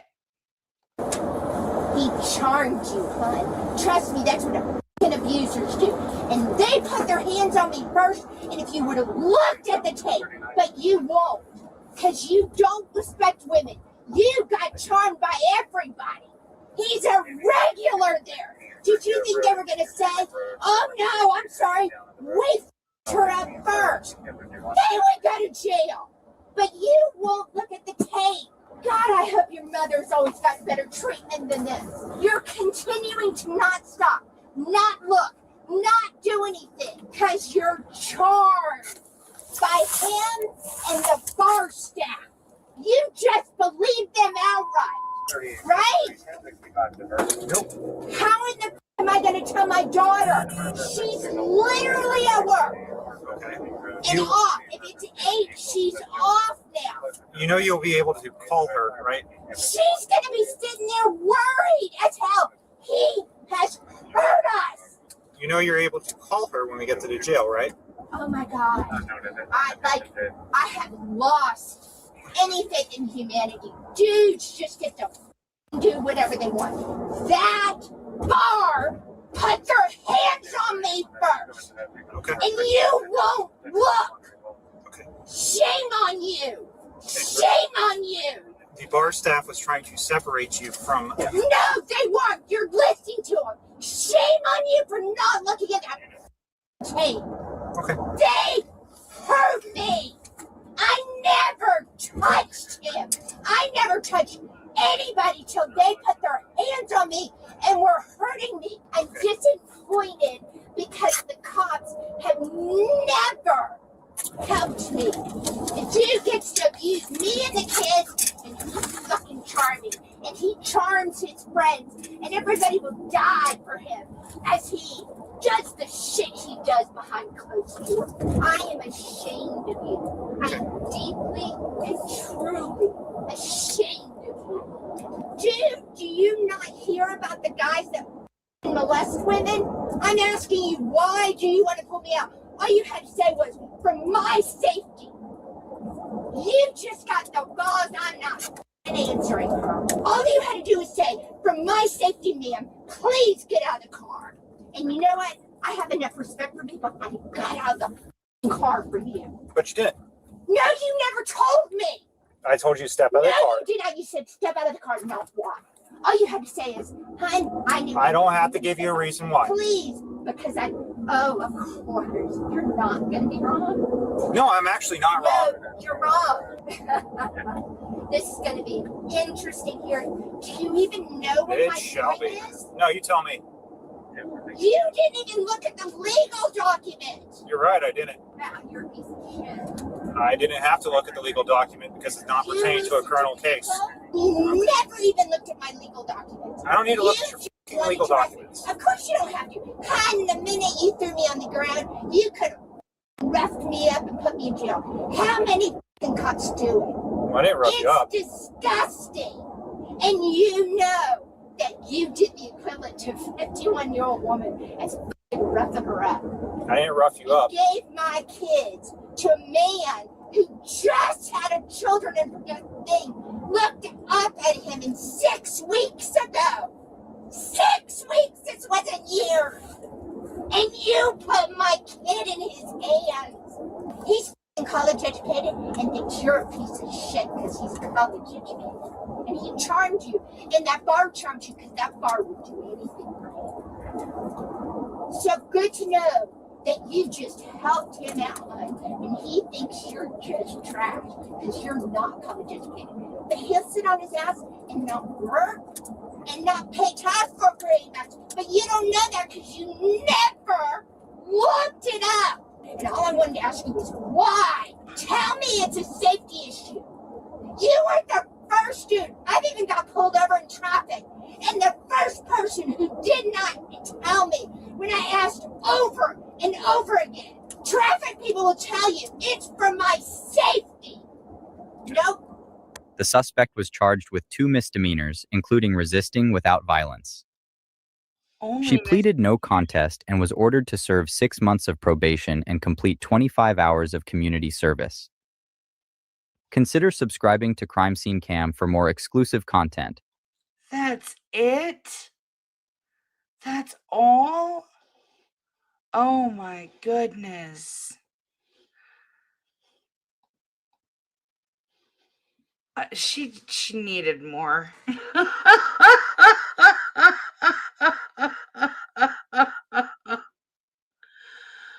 Oh my.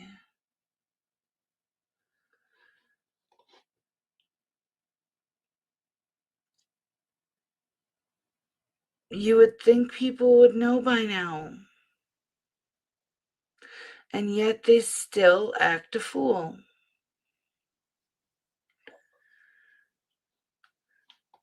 All right, guys. I need to take my medication, and that's going to make me fuzzy for a little while. So I'm gonna take a little break, and then I'll come back on, okay?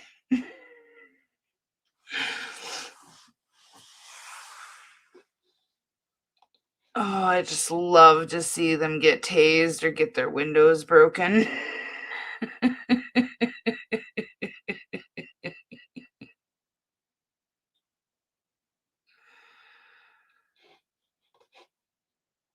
I always get nervous with you. No.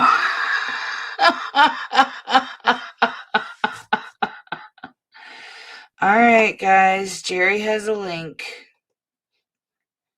Give me a second.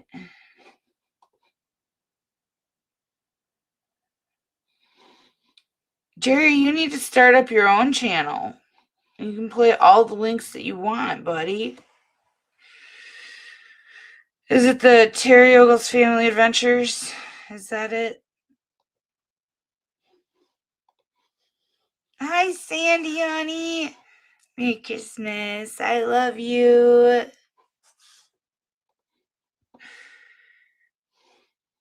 All right, give me a second.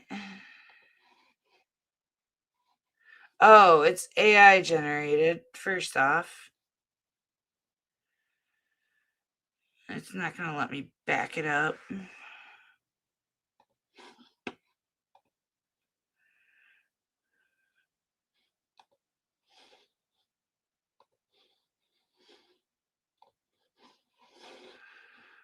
All right. Guys, this is whatever this is Jerry's fault. I don't have anything to do with it. I can tell you right now it's AI generated. Lady come home the other day from the flea market a toting what she called a magic mirror. I just shook my head. Well, she went and hung it on the back of the bathroom door. That evening when she went to take a bath, I hear her in there talking to it. She says, "Mirror, mirror on the door, make my bust a 44. Next thing I know, she walks in the bedroom with the nicest set of tits I done seen in a long, long time. I jumped up like a coon with his tail on fire, pushed her clean out of the way, and ran straight for that bathroom. I looked right in that mirror and said, "Mirror, mirror on the door, make my pecker touch the floor." Y'all, my damn legs fell off. My old lady come home the other day from the flea. Cute. Thank you for that, Jerry.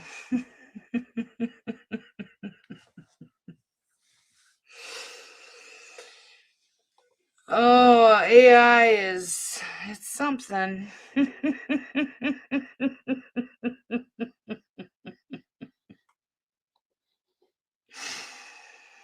AI is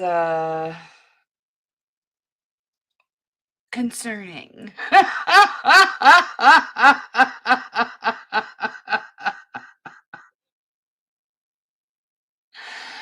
Oh, Jerry, you're goofy.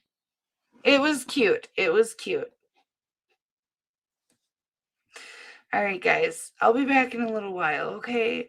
I really need to take my medicine. I am in a great amount of pain right now. So I will be back. Be safe, be well, sleep sweet, and much love.